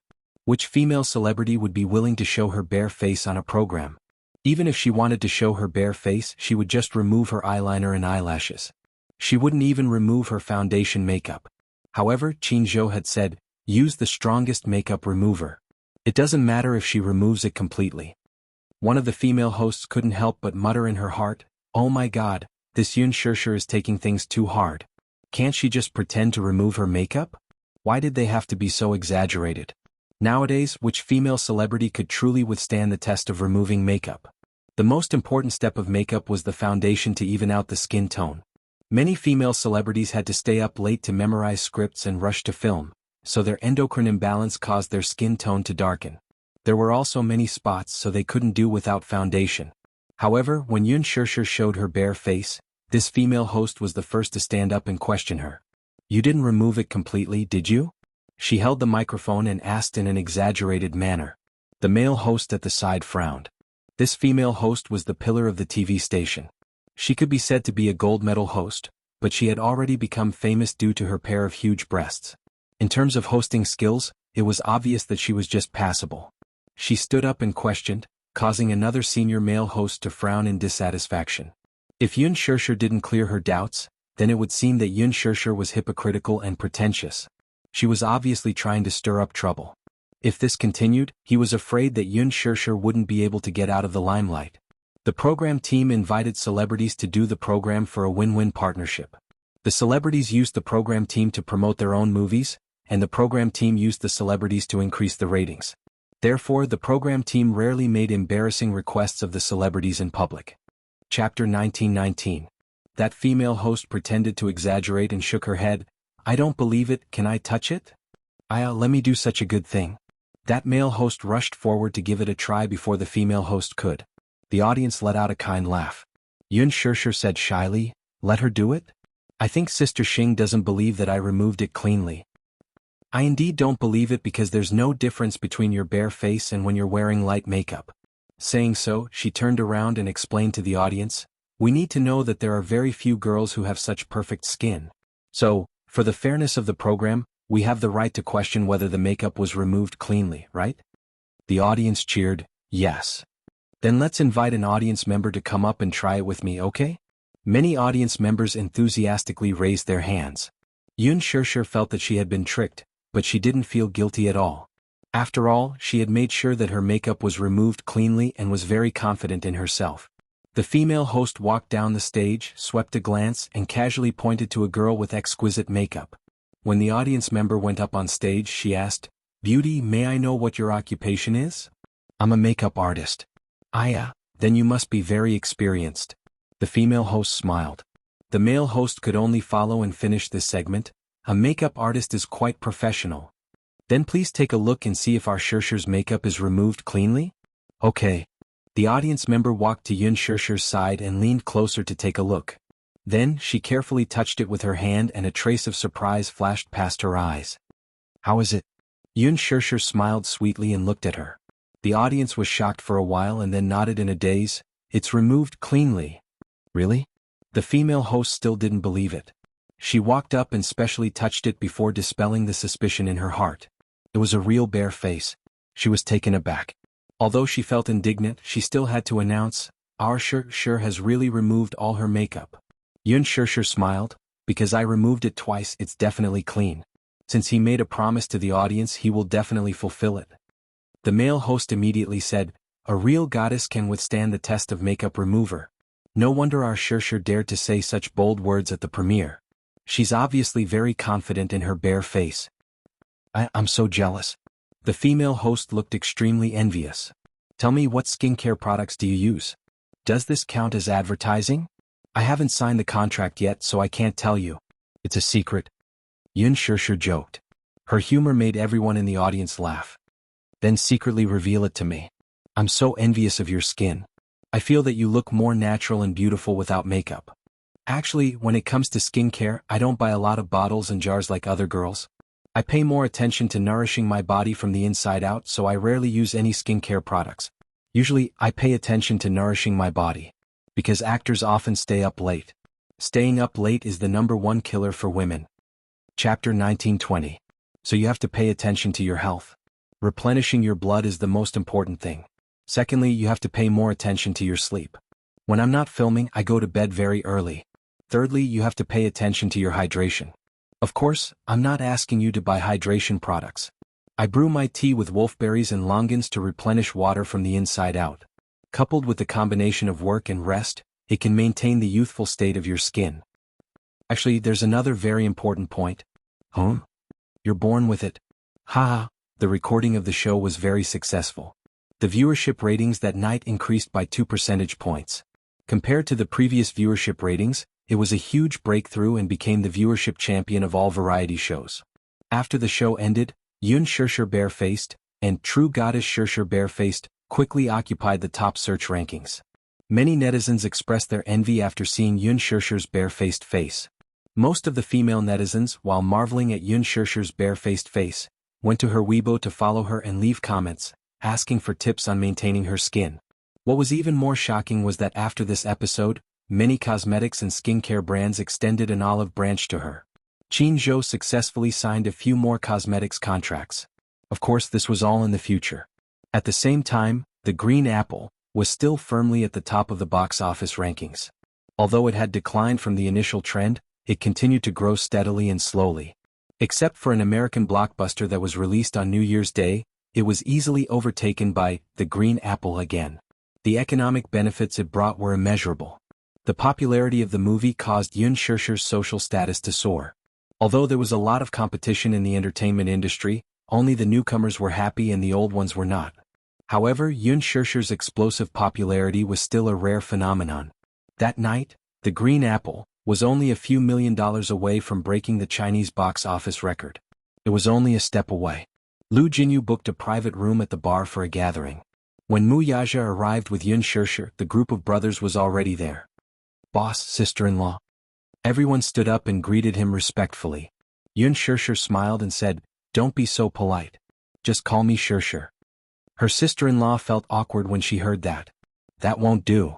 Shur is our boss's nickname. We don't dare to overstep our boundaries." Jianghu said half jokingly and half seriously. However, Lu Jinyu said, "Actually, I also want Shur. It sounds nice and intimate." Mu Yaja glared at him coldly. Lu Jinyu shuddered. Jianghu jeered from the side, "See, I told you. Jinyu, did you see the boss's eyes? Why don't you obediently call her sister-in-law?" Yun Shur glared at Mu Yaja. "Hey, what are you doing?" Jianghu clicked his tongue and teased, "Sister-in-law, can't you tell? Boss is a wife-protecting maniac. If you call him that, boss will get jealous." Yun Shur was speechless. "I can't tell. Boss is usually so aloof, but when it comes to sister-in-law, he turns into a jealous lover. Boss is not aloof, he's coquettish. On the surface he's ascetic, but deep down he's really coquettish." Mu Yaja gave them a cold look as a warning. Chapter 1921. Everyone laughed and sat down to have a good time. Mu Yaja did not like crowded events, but since it was a gathering organized by Lu Jinyu, he was very willing to attend. Besides, he wanted Yun Shur to get to know his buddies better. They were all reliable friends, and he also hoped that she would be able to integrate into his circle. Yun Shur was naturally willing to do so. However, she was not a good drinker, so she used tea instead of alcohol. These guys knew how to read her mood, so they did not force her to drink. Halfway through, when Yun Shirshir went to the bathroom, Jiang Shin suddenly said to Muyaja, "Boss, have you received the invitation to the film festival this time?" "Yes." "Are you going?" "I'm thinking about it." In the past, whenever there was a film festival in the country, the organizers would send Muyaja an invitation. As the big boss behind Huanyu, Muyaja's status was very important. If he could participate, it would definitely add to the glory of the film festival. However, Muyaja did not care about most of these invitations. Firstly, it was because he was not interested. Secondly, it was because he did not have the time. However, this film festival was different. All the main cast members of The Green Apple would participate. Moreover, as a nominee for various major awards, The Green Apple had a strong momentum this time. They had the ambition to win all the awards. In addition to aiming for the Best Actor, Best Film, Best Adaptation, Best Newcomer, and Best Actress awards, these were also the most exciting segments. Regarding the nominations for this film festival, Lin Fengtian was very ambitious. He hoped that Yun Shirshir could win the Best Actress award. In fact, in terms of ability, Yun Shirshir should win the Best Actress award. This year's film market was in a foul state.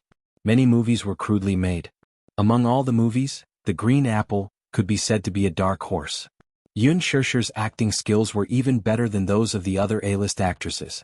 Therefore, Lin Fengtian had high hopes for Yun Shirshir. However, there were many benefits involved. The selection of awards no longer had much to do with one's ability. First, it looked at one's background. Second, it looked at one's popularity. The film festival would release the voting online half a month in advance, and the 5 with the highest number of votes would be selected. Now that the voting was coming to an end, Yun Shirshir had the highest number of votes and was in the lead, so she was nominated. The audience's eyes were bright. Yun Shirshir's performance was indeed very eye-catching. Although it was only one work, her ability was right in front of them. No one could deny it. If Yun Shirshir could win the Best Actress award, it would be beyond reproach. Of course, being popular was one thing. There were many shady dealings in the film festival, and there was no lack of judges manipulating and tampering with the name list. Moreover, Yun Shirshir was a newcomer who had just debuted. Although she had achieved great results with just one movie, many people would shrink back and not dare to hope for her to win the title of Best Actress with just one movie. However, if there was Muyaja behind the scenes, it would be different. With Muyaja's status, becoming a Best Actress was just a matter of a word. Chapter 1922. Lu Jinyu nodded and said, "That's true. There's also a veteran actress who's been nominated for 8 years. Her performance is commendable, but she hasn't won the Best Actress award. There's a lot of news that she's going to win the Best Actress award this time." Jiang Shin frowned and asked, "Are you talking about Chen Han?" "Yes, that's her." Jiang Shin shook his head and sighed. "Then it's going to be difficult for sister-in-law this time. If Chen Han is going to win the Best Actress award, sister-in-law will at most win the Best Newcomer award this time. But the Best Newcomer award is not bad either. It's like a layer of gold plating." Lu Jinyu rolled his eyes speechlessly. "Are you stupid? If Boss makes an appearance, the Best Newcomer award and Best Actress award will be taken away. I don't care about that." "Then what are you worried about?" "What I care about is whether Boss will attend the film festival this time." Jiang Shin laughed and said, "Why do you care about that? What does it have to do with you whether Boss attends or not?" "Because as an investor of the film festival, I've received an invitation too. If Boss doesn't attend, then I'll ask sister-in-law to walk the red carpet with me. I happen to be lacking a female companion." As soon as he said that, Jiang Shin laughed and said, "Don't even think about it.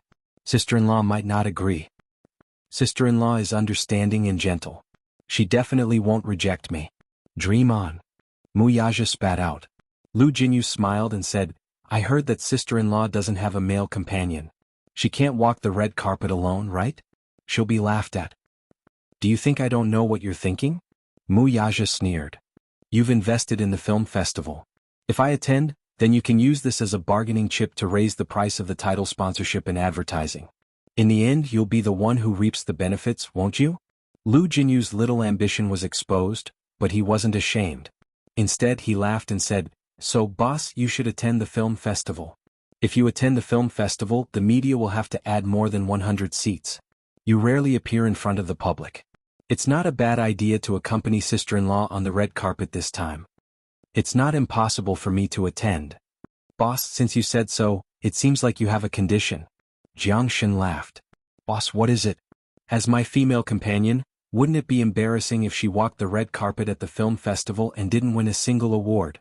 Wuxia gave a start and left the rest for Lu Jinyu to figure out. Jianghu nodded in agreement. That's right. You have to win the Best Newcomer Award and the Best Actor Award, right? All right. Boss, don't worry and leave this matter to me. I'll talk to the organizers. No need. Yun Shirshir's calm voice came from behind. Everyone looked in the direction of the voice, but they didn't know when Yun Shirshir came back from the bathroom. She happened to hear them secretly discussing the award, and her expression became slightly pale. Yun Shirshir sat down beside Wuxia and said slowly, "Let nature take its course when it comes to awards. If there's one, there's one. If there's none, there's no need to force it. You don't have to do anything behind the scenes. Even if I take it, I might not be happy. I still want to rely on my strength to obtain the prize that belongs to me under fair conditions." Chapter 1923. Yun Shirshir smiled sweetly and replied, "Wouldn't it be more fulfilling to bring down the shady dealings behind the scenes? If I had known from the start that I was going to win the award, I wouldn't have been so surprised." Lu Jinyu shook his head and teased, "Sister-in-law, don't say such nice things now.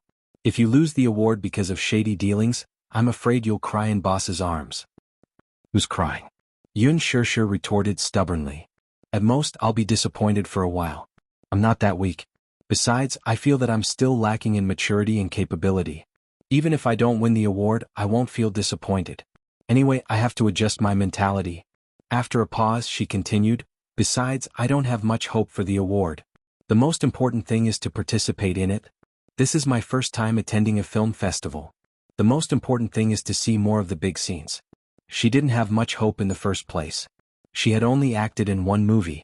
It was already the biggest surprise that the box office sales were so high. What else could she expect from an award? If she could become the Best Actress award with just one movie, wouldn't all the veteran actors and A-list actresses who had acted in so many movies be crying beside the toilet if they didn't even get a single nomination? If she walked the red carpet and won the Best Actress award in a daze, that would be considered shady dealings. To be honest, the competition for this year's film festival was very fierce. Chen Han, the veteran actor, had sold the overseas copyright for a sky-high price for a literary film that was released in North America this year. Although the box office sales were mediocre, the film's reputation was through the roof. Her performance in the film was also very stunning. Moreover, the film had been in theaters for a long time. After several rounds of accumulation, it was much more popular than her.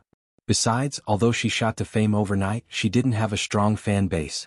Her short accumulation of fans couldn't compare to those A-list actresses. She didn't have much competition at all. Thinking about it this way, she actually felt relieved. She was already very satisfied to be able to win the Best Newcomer award. She still hoped that she could fight steadily and steadily. There was no need for her to soar to the top. If there were too many ups and downs, she wouldn't be able to get used to it. She was participating in the film festival because it was her first time. Hence, she was very nervous. Lu Jinyu smiled and said, "What's so great about a local film festival?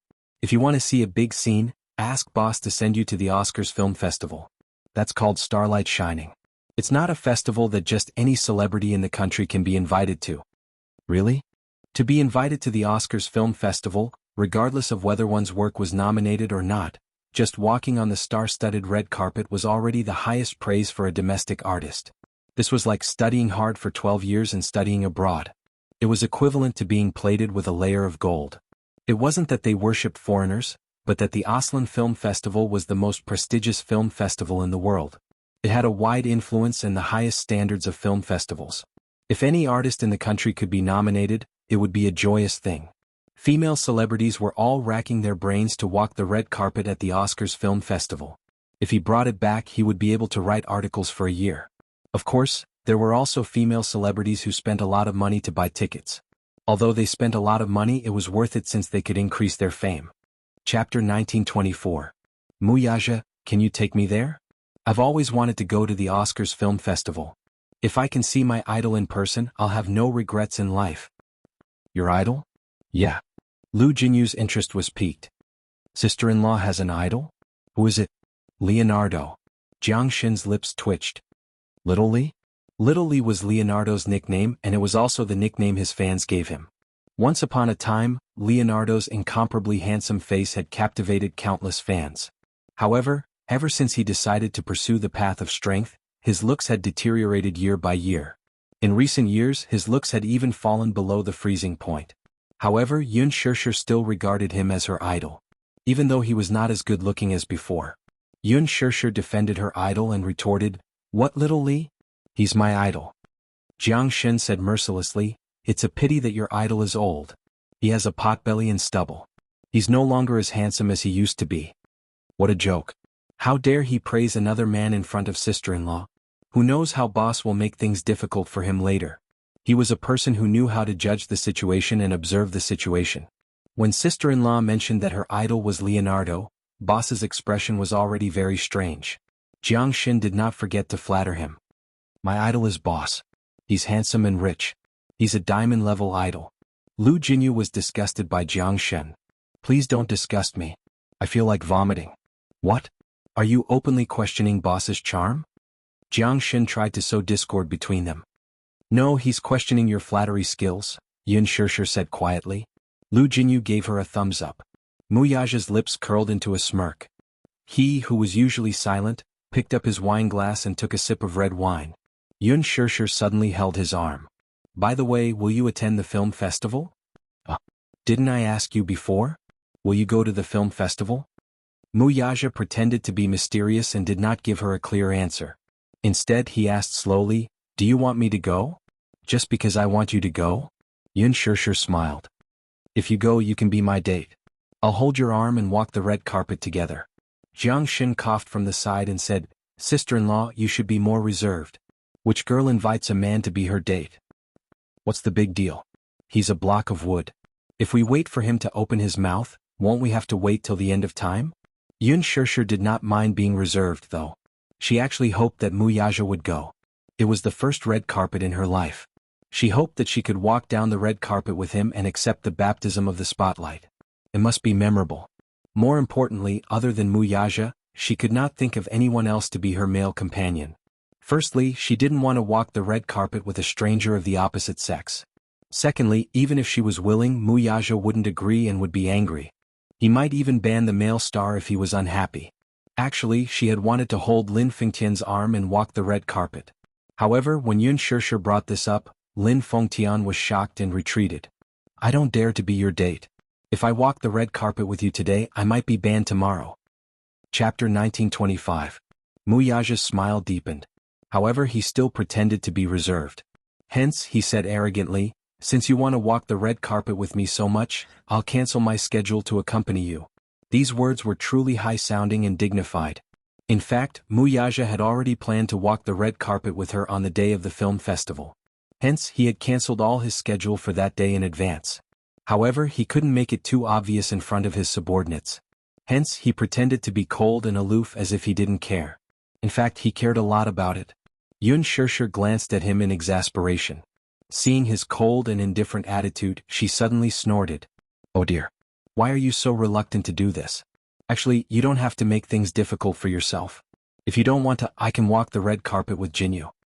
As she spoke, Yun Shirshir glanced at Lu Jinyu and threw him a long olive branch. Lu Jinyu felt awkward and didn't know if he should agree. Muyaja's expression changed immediately. He said blankly, "No. Why not? Didn't you say that you wanted to walk the red carpet with me? Why did you change your mind at the last minute?" Muyaja said unhappily. There was a collective silence. "Boss, you're too reserved. Sister-in-law is just trying to provoke you." Sure enough, even though boss was usually very smart, a man who had fallen in love would have an IQ that was almost negative.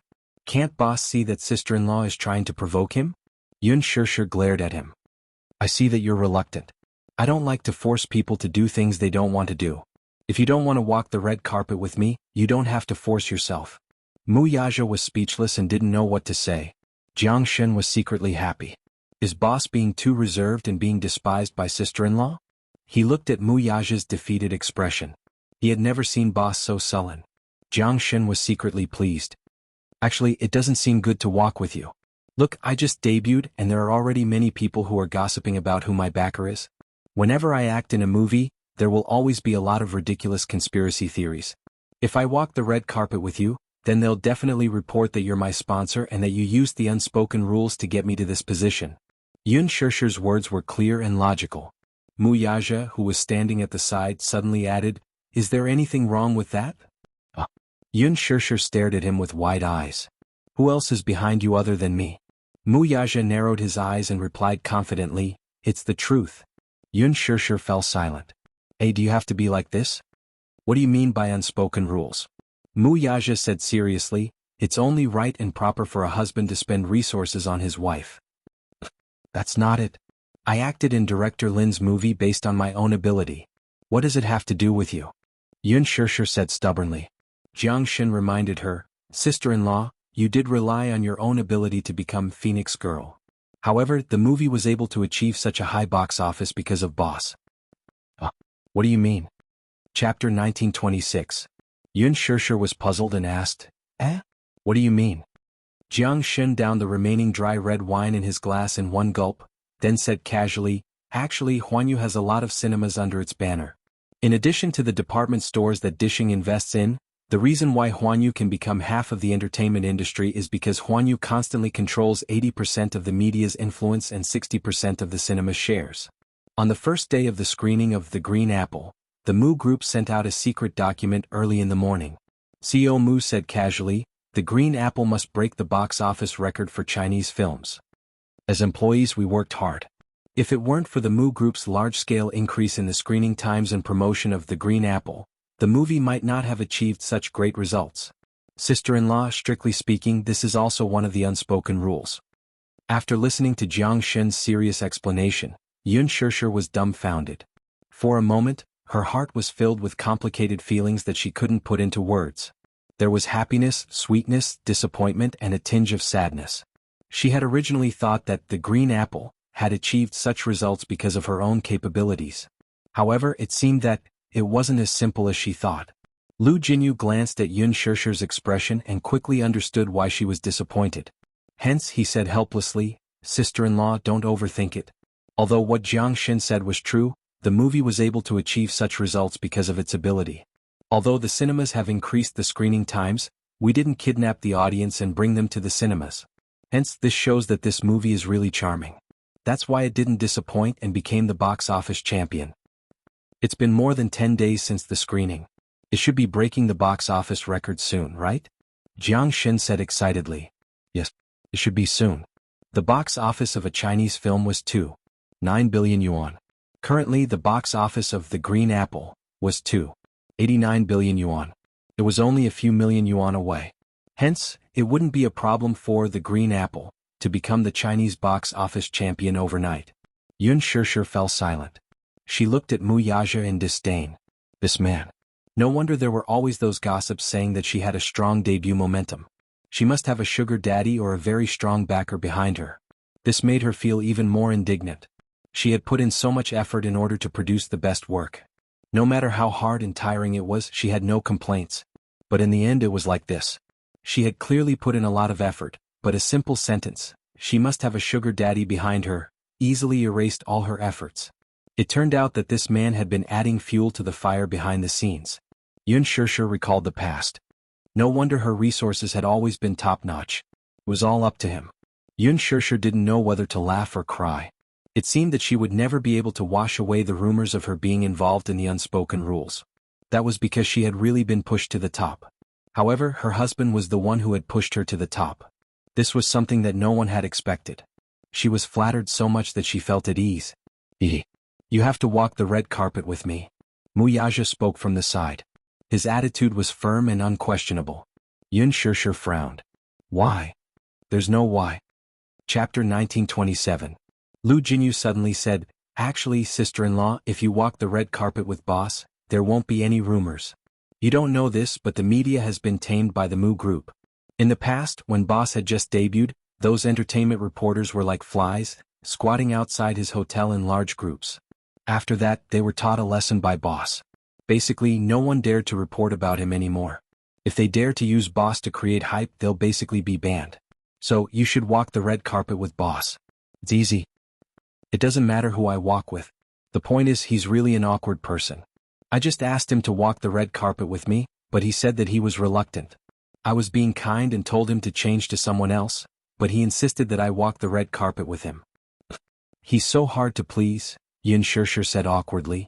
The main point of her words was that Mu Yaja was an awkward and arrogant person. The problem was, a certain man's face darkened when he heard her first sentence.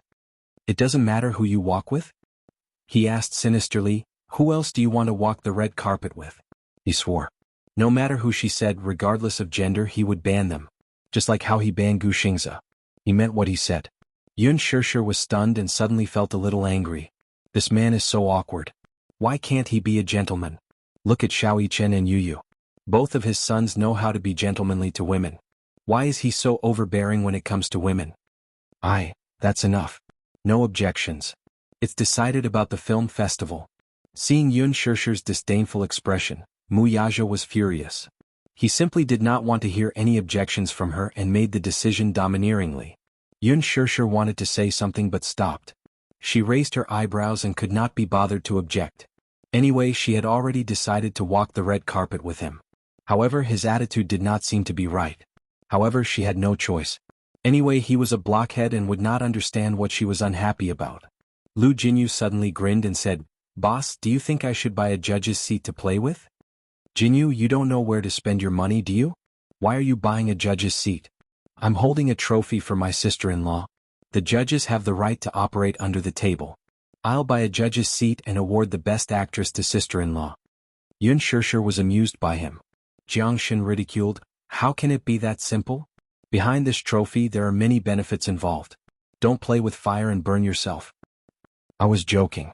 But seriously, sister-in-law, you might not get the Best Actor award this year. Don't be disappointed if you don't win, Lu Jinyu comforted her again.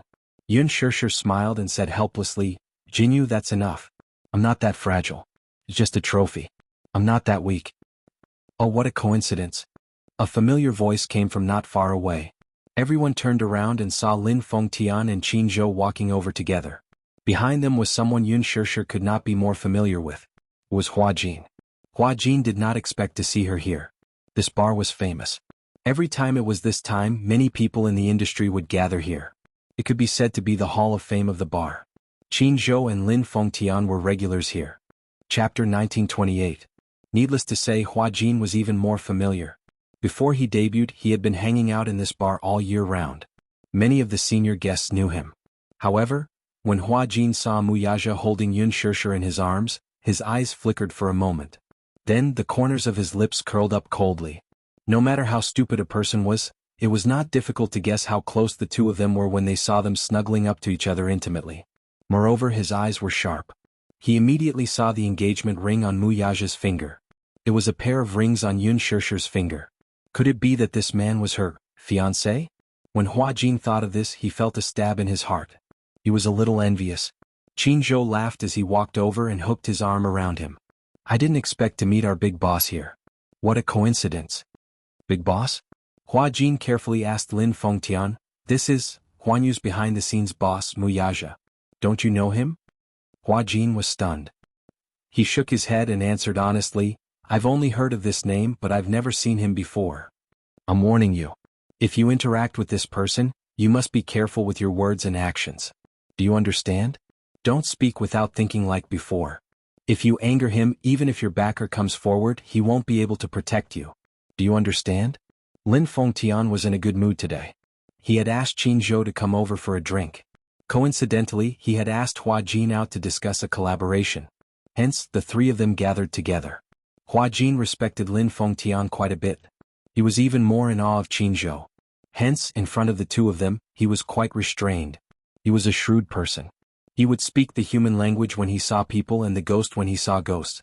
Lin Fengtian thought highly of Hua Jin. He also knew a lot about Hua Jin's past. Hence, he intended to guide this young junior. You're working with Yun Shirshir on a TV series, right? That's right. Her scenes are almost done. Hua Jin said honestly. Lin Fengtian nodded and said, it's better to keep a distance from her. Oh. This was the first time he had heard someone say something like this. Generally speaking, he could only advise others to stay away from him. However, no one had reminded him to keep a distance from that person. The person behind Yun Shirshir is very possessive. If you get too close to her, be careful that you don't get banned. Lin Fengtian said in a meaningful tone. As he spoke, he walked over and proposed a toast to Mu Yaja. Mu Yaja glanced at him, then suddenly looked at Hua Jin behind him and narrowed his eyes. Yun Shirshir looked in Hua Jin's direction and was stunned for a moment. Then she smiled and nodded at him. Hua Jin also smiled and said, "Shirshir, what a coincidence. You're here too." "I'm having a drink with a friend." Jiang Shen was drunk and retorted, "Sister-in-law, what do you mean by having a drink with a friend? You don't even touch a drop of alcohol. You only drink soft drinks. It's a loss to drink with you. Sister-in-law, you're a bully." Yun Shirshir waved her fist at him. "Shut up." After interacting with them for so long, she was already familiar with Mu Yaja's buddies. Hence she could joke with them. "Sister-in-law?" Hua Jin frowned in disbelief. Chapter 1929. In the end he addressed Yun Shirshir as sister-in-law, in a respectful manner.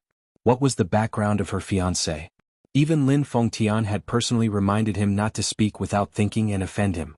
Otherwise, no matter how strong his backer was, he would not be able to protect him. He had heard that Gu Xingze had been banned from the entertainment industry. Was it also this man's doing? It could be seen that this was an incomparably powerful man, a supremely proud king. Hua Jin's heart skipped a beat. Mu Yaja narrowed his eyes and continued drinking, ignoring Hua Jin's gaze. At that moment Hua Jin was conquered by his aura. The clash between men was a battle of auras. Mu Yaja just sat there with his back straight and his expression calm. No one in the entertainment industry could match his exquisite and handsome face. Even Gu Xingze was not qualified to do so. If such a man was born in the entertainment industry, he would not have the status of Gu Xingze. Just by sitting there he did not need to say anything or show any expression. Just his irresistible aura alone was enough to make people feel awe and admiration from the bottom of their hearts. The suppression of his aura made Hua Jin subconsciously feel that he had lost. There was no way for him to fight back. In just a second, the difference between the two of them was obvious. Hua Jin thought to himself that this man was qualified enough to have someone as beautiful as Yun Shirshir. He admitted defeat. Hua Jin walked over and smiled gently at Yun Shirshir. "Sister, is this brother-in-law?" He called her sister, in a tone that was intimate but not overly intimate. He did not want to cause her any trouble. As for Yun Shirshir, he did not have any complicated feelings for her. He had always treated her as his sister. Perhaps it was because of her gentle and charming aura that he yearned for. He had lacked familial love since he was young, especially maternal love. He had no concept of it at all. However, deep in the bones of men, there was an incomparably extravagant hope for maternal love. Therefore Hua Jin had a sibling relationship with Yun Shirshir. He treated her as his elder sister, perhaps because he was greedy for the mature and gentle feeling she gave off. Mu Yaja glanced at him. "Who is this?" Yun Shirshir immediately said, "Hua Jin is in the same crew as me. He's a few years younger than me and we get along quite well." Mu Yaja immediately looked at him suspiciously. Hua Jin, on the other hand, smiled sweetly and called out obediently, "Brother-in-law, I heard my sister mention you when we were on set." Mu Yaja first looked him up and down. Suddenly, when he heard his respectful greeting, he faintly grunted. However, they did not reject him. It seemed that he had acknowledged him as brother-in-law. Yun Shirshir felt gratified. The three of them joined the battle. Hence, the table was in full swing. The battle was fierce. The ending was undoubtedly tragic. Other than Mu Yaja and Hua Jin, the rest of the people were almost lying down. Mu Yaja was born with a good alcohol tolerance and knew how to control the situation. Moreover, no one dared to force him to drink too much. Hua Jin, on the other hand, often went to bars and nightclubs. He had been through hundreds of battles and his alcohol tolerance was very high. Yun Shirshir also drank half a glass. As a result, the alcohol kicked in. She was a little drunk and it was time for her to stop drinking. When they left, it was already very late. Chapter 1930. Tonight he was in a good mood. Hua Jin watched the two leave and smiled as well. He then helped Lin Fengtian out of the room. When the car passed by the night market, Yun Shirshir leaned against the window and suddenly said, "I want to eat skewers." No. Mu Yaja, however, rejected her unquestionably. Barbecue, junk food, and unhygienic. Why did she like to eat such things? It's getting late. You should go back and rest. No, I want to eat. I haven't eaten in a long time. Mu Yaja was speechless. Didn't Qinzhou ask you to lose weight? We're going to walk the red carpet soon. You should at least maintain your figure, right? It's okay to eat a little. Just a little. Yun Shirshir suddenly thought of something. Don't tell me you haven't eaten skewers before? No. Oh please. It's delicious. Actually, the real delicacies are hidden in the streets and alleys. The taste is really good. If you haven't eaten it before, you'll regret missing it. Yun Shirshir was eloquent. She looked at the delicious food passing by outside the window and was fascinated. Perhaps it was because of the yearning in her eyes. Muyaja finally softened and asked the driver to stop the car by the side. The weather was a little cold at night. When she got out of the car, he deliberately put his jacket on her. What are you doing? I'm not cold. Put it on. He did not allow her to protest and used his jacket to wrap her slender body. Yun Shirshir had no choice but to put it on. However, the man's consideration still warmed her heart. The night market in capital city was busiest until 3 or 4 o'clock in the morning. It was bustling with people. Although it was early in the morning, business was good at the stalls. There was a night market here. At night there would be a lot of delicious food. The foodies who were rooted in capital city rarely visited those restaurants. That was because they knew that the real delicacies were hidden in alleys like these. As the saying goes, good wine fears no dark alleys. Although the area wasn't bustling, business was booming at night. Yun Shirshir finally found a seat. The table was low and the stool was uneven.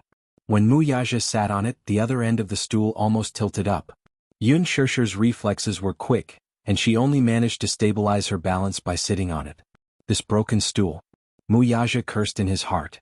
The table was also very short. After all, with his height, the table only reached his waist when he sat down. He had never felt so uneasy before and was not used to it. Yun Shirshir glanced at his ashen face and laughed out loud. She had never seen Muyaja so nervous before. The honorable big boss Mu was actually willing to lower himself to accompany her to eat at a roadside stall. Could this be considered true love? Yun Shirshir covered her mouth and snickered. She was overjoyed. Muyaja had never been to such an occasion before, so he was at a loss. He did not understand. In such a simple place, even the table was missing half a corner and was not stable. What was there to patronize? Yun Shirshir laughed at him. You don't understand. Actually, skewers are the most popular culture in the night market. I used to come here to eat skewers when I got off work late. Especially in the summer, it was especially good. In the winter, business is not good. In the summer, there are dozens of tables like this. Even 10 people can't handle it. As Yun Shirshir spoke, she lowered her head to order something. It was midnight and she was very hungry. Chapter 1931. He pointed at one of the lines and questioned, "What's a silkworm cocoon?" Yun Shirshir looked up and looked at him as if she was looking at a retard. She was extremely disdainful. What else can it be? After a silkworm baby spits silk and opens the cocoon, the silkworm will turn into a small ball inside. That's called a silkworm cocoon. Of course, he knew what a silkworm cocoon was. The problem was, could this show be eaten? That's a worm. Muyaja could not stay calm anymore. Can it be eaten? The taste is not bad. What's cicada? Muyaja's mysophobia was acting up. He felt that there was a black mass of worms flying in front of his eyes. Before he could see them, he already felt his stomach churning. This restaurant's roasted cicada is very delicious. My colleague brought me here to eat it. At first, I also felt disgusted, but after eating a little, it was like opening the door to a new world. Muyaja felt that the world was a fantasy. He had never heard that worms could be eaten. Moreover, cicada also has medicinal value. Eating it is not only harmless to the body, but it's also beneficial. However, barbecue is just for the taste. There's no need to consider whether it's nutritious or not. Now that I haven't eaten skewers, I'll definitely order cicada. After Yun Shirshir was done ordering, she passed it to the boss. Soon the food was served in skewers. When Muyaja saw the first serving, he immediately covered his mouth in disgust. This woman had a strong taste. She actually ate pig brains. Pig brains were roasted with chopped green onions, soy sauce, and garlic paste on top. It was especially fragrant, and the oil was constantly boiling. However, just imagining it made him flinch. That was a brain. Yun Shirshir was speechless. Hey, what's wrong? You look like you're about to throw up. Is it that exaggerated? It feels disgusting. Just take a bite and you'll feel that there's such a delicacy in the world. Yun Shirshir encouraged. Muyaja, on the other hand, gritted his teeth and refused to look at her. Just looking at it was enough to make him feel nauseous. If he tasted it again, wouldn't he vomit? Perhaps it was because he had received a Western-style education since he was young, but when he was younger, he didn't even dare to eat a fish on the table. Westerners were especially disgusted by animal heads. Especially when he was eating the fish, his eyes were staring at him. It was very scary. However, after he returned to China, he gradually accepted the Chinese food culture. However, he only dared to look at things like brains, claws, and worms from afar. He did not dare to taste them himself. Yun Shishir kept brainwashing him. She was determined to let him have a taste. Don't think that this is a brain. Just tell yourself that you're eating a piece of tofu. That's all. I'm not eating. Mu Yaja's attitude was firm and unwavering. Yun Shishir pouted and said, "Please, can you be more manly? If I dare to eat it, why don't you dare to eat it? What's in your head? You've even eaten snails before." These words, however, provoked him. Mu Yaja furrowed his brows and stared at her intently. Finally, with an expression as if he was facing death, he closed his eyes and allowed her to feed him a spoonful of crushed brains. He kept brainwashing himself. This is tofu, this is tofu. Mu Yaja endured the discomfort and swallowed a mouthful without tasting it. How is it? It's tasteless. You swallowed it directly?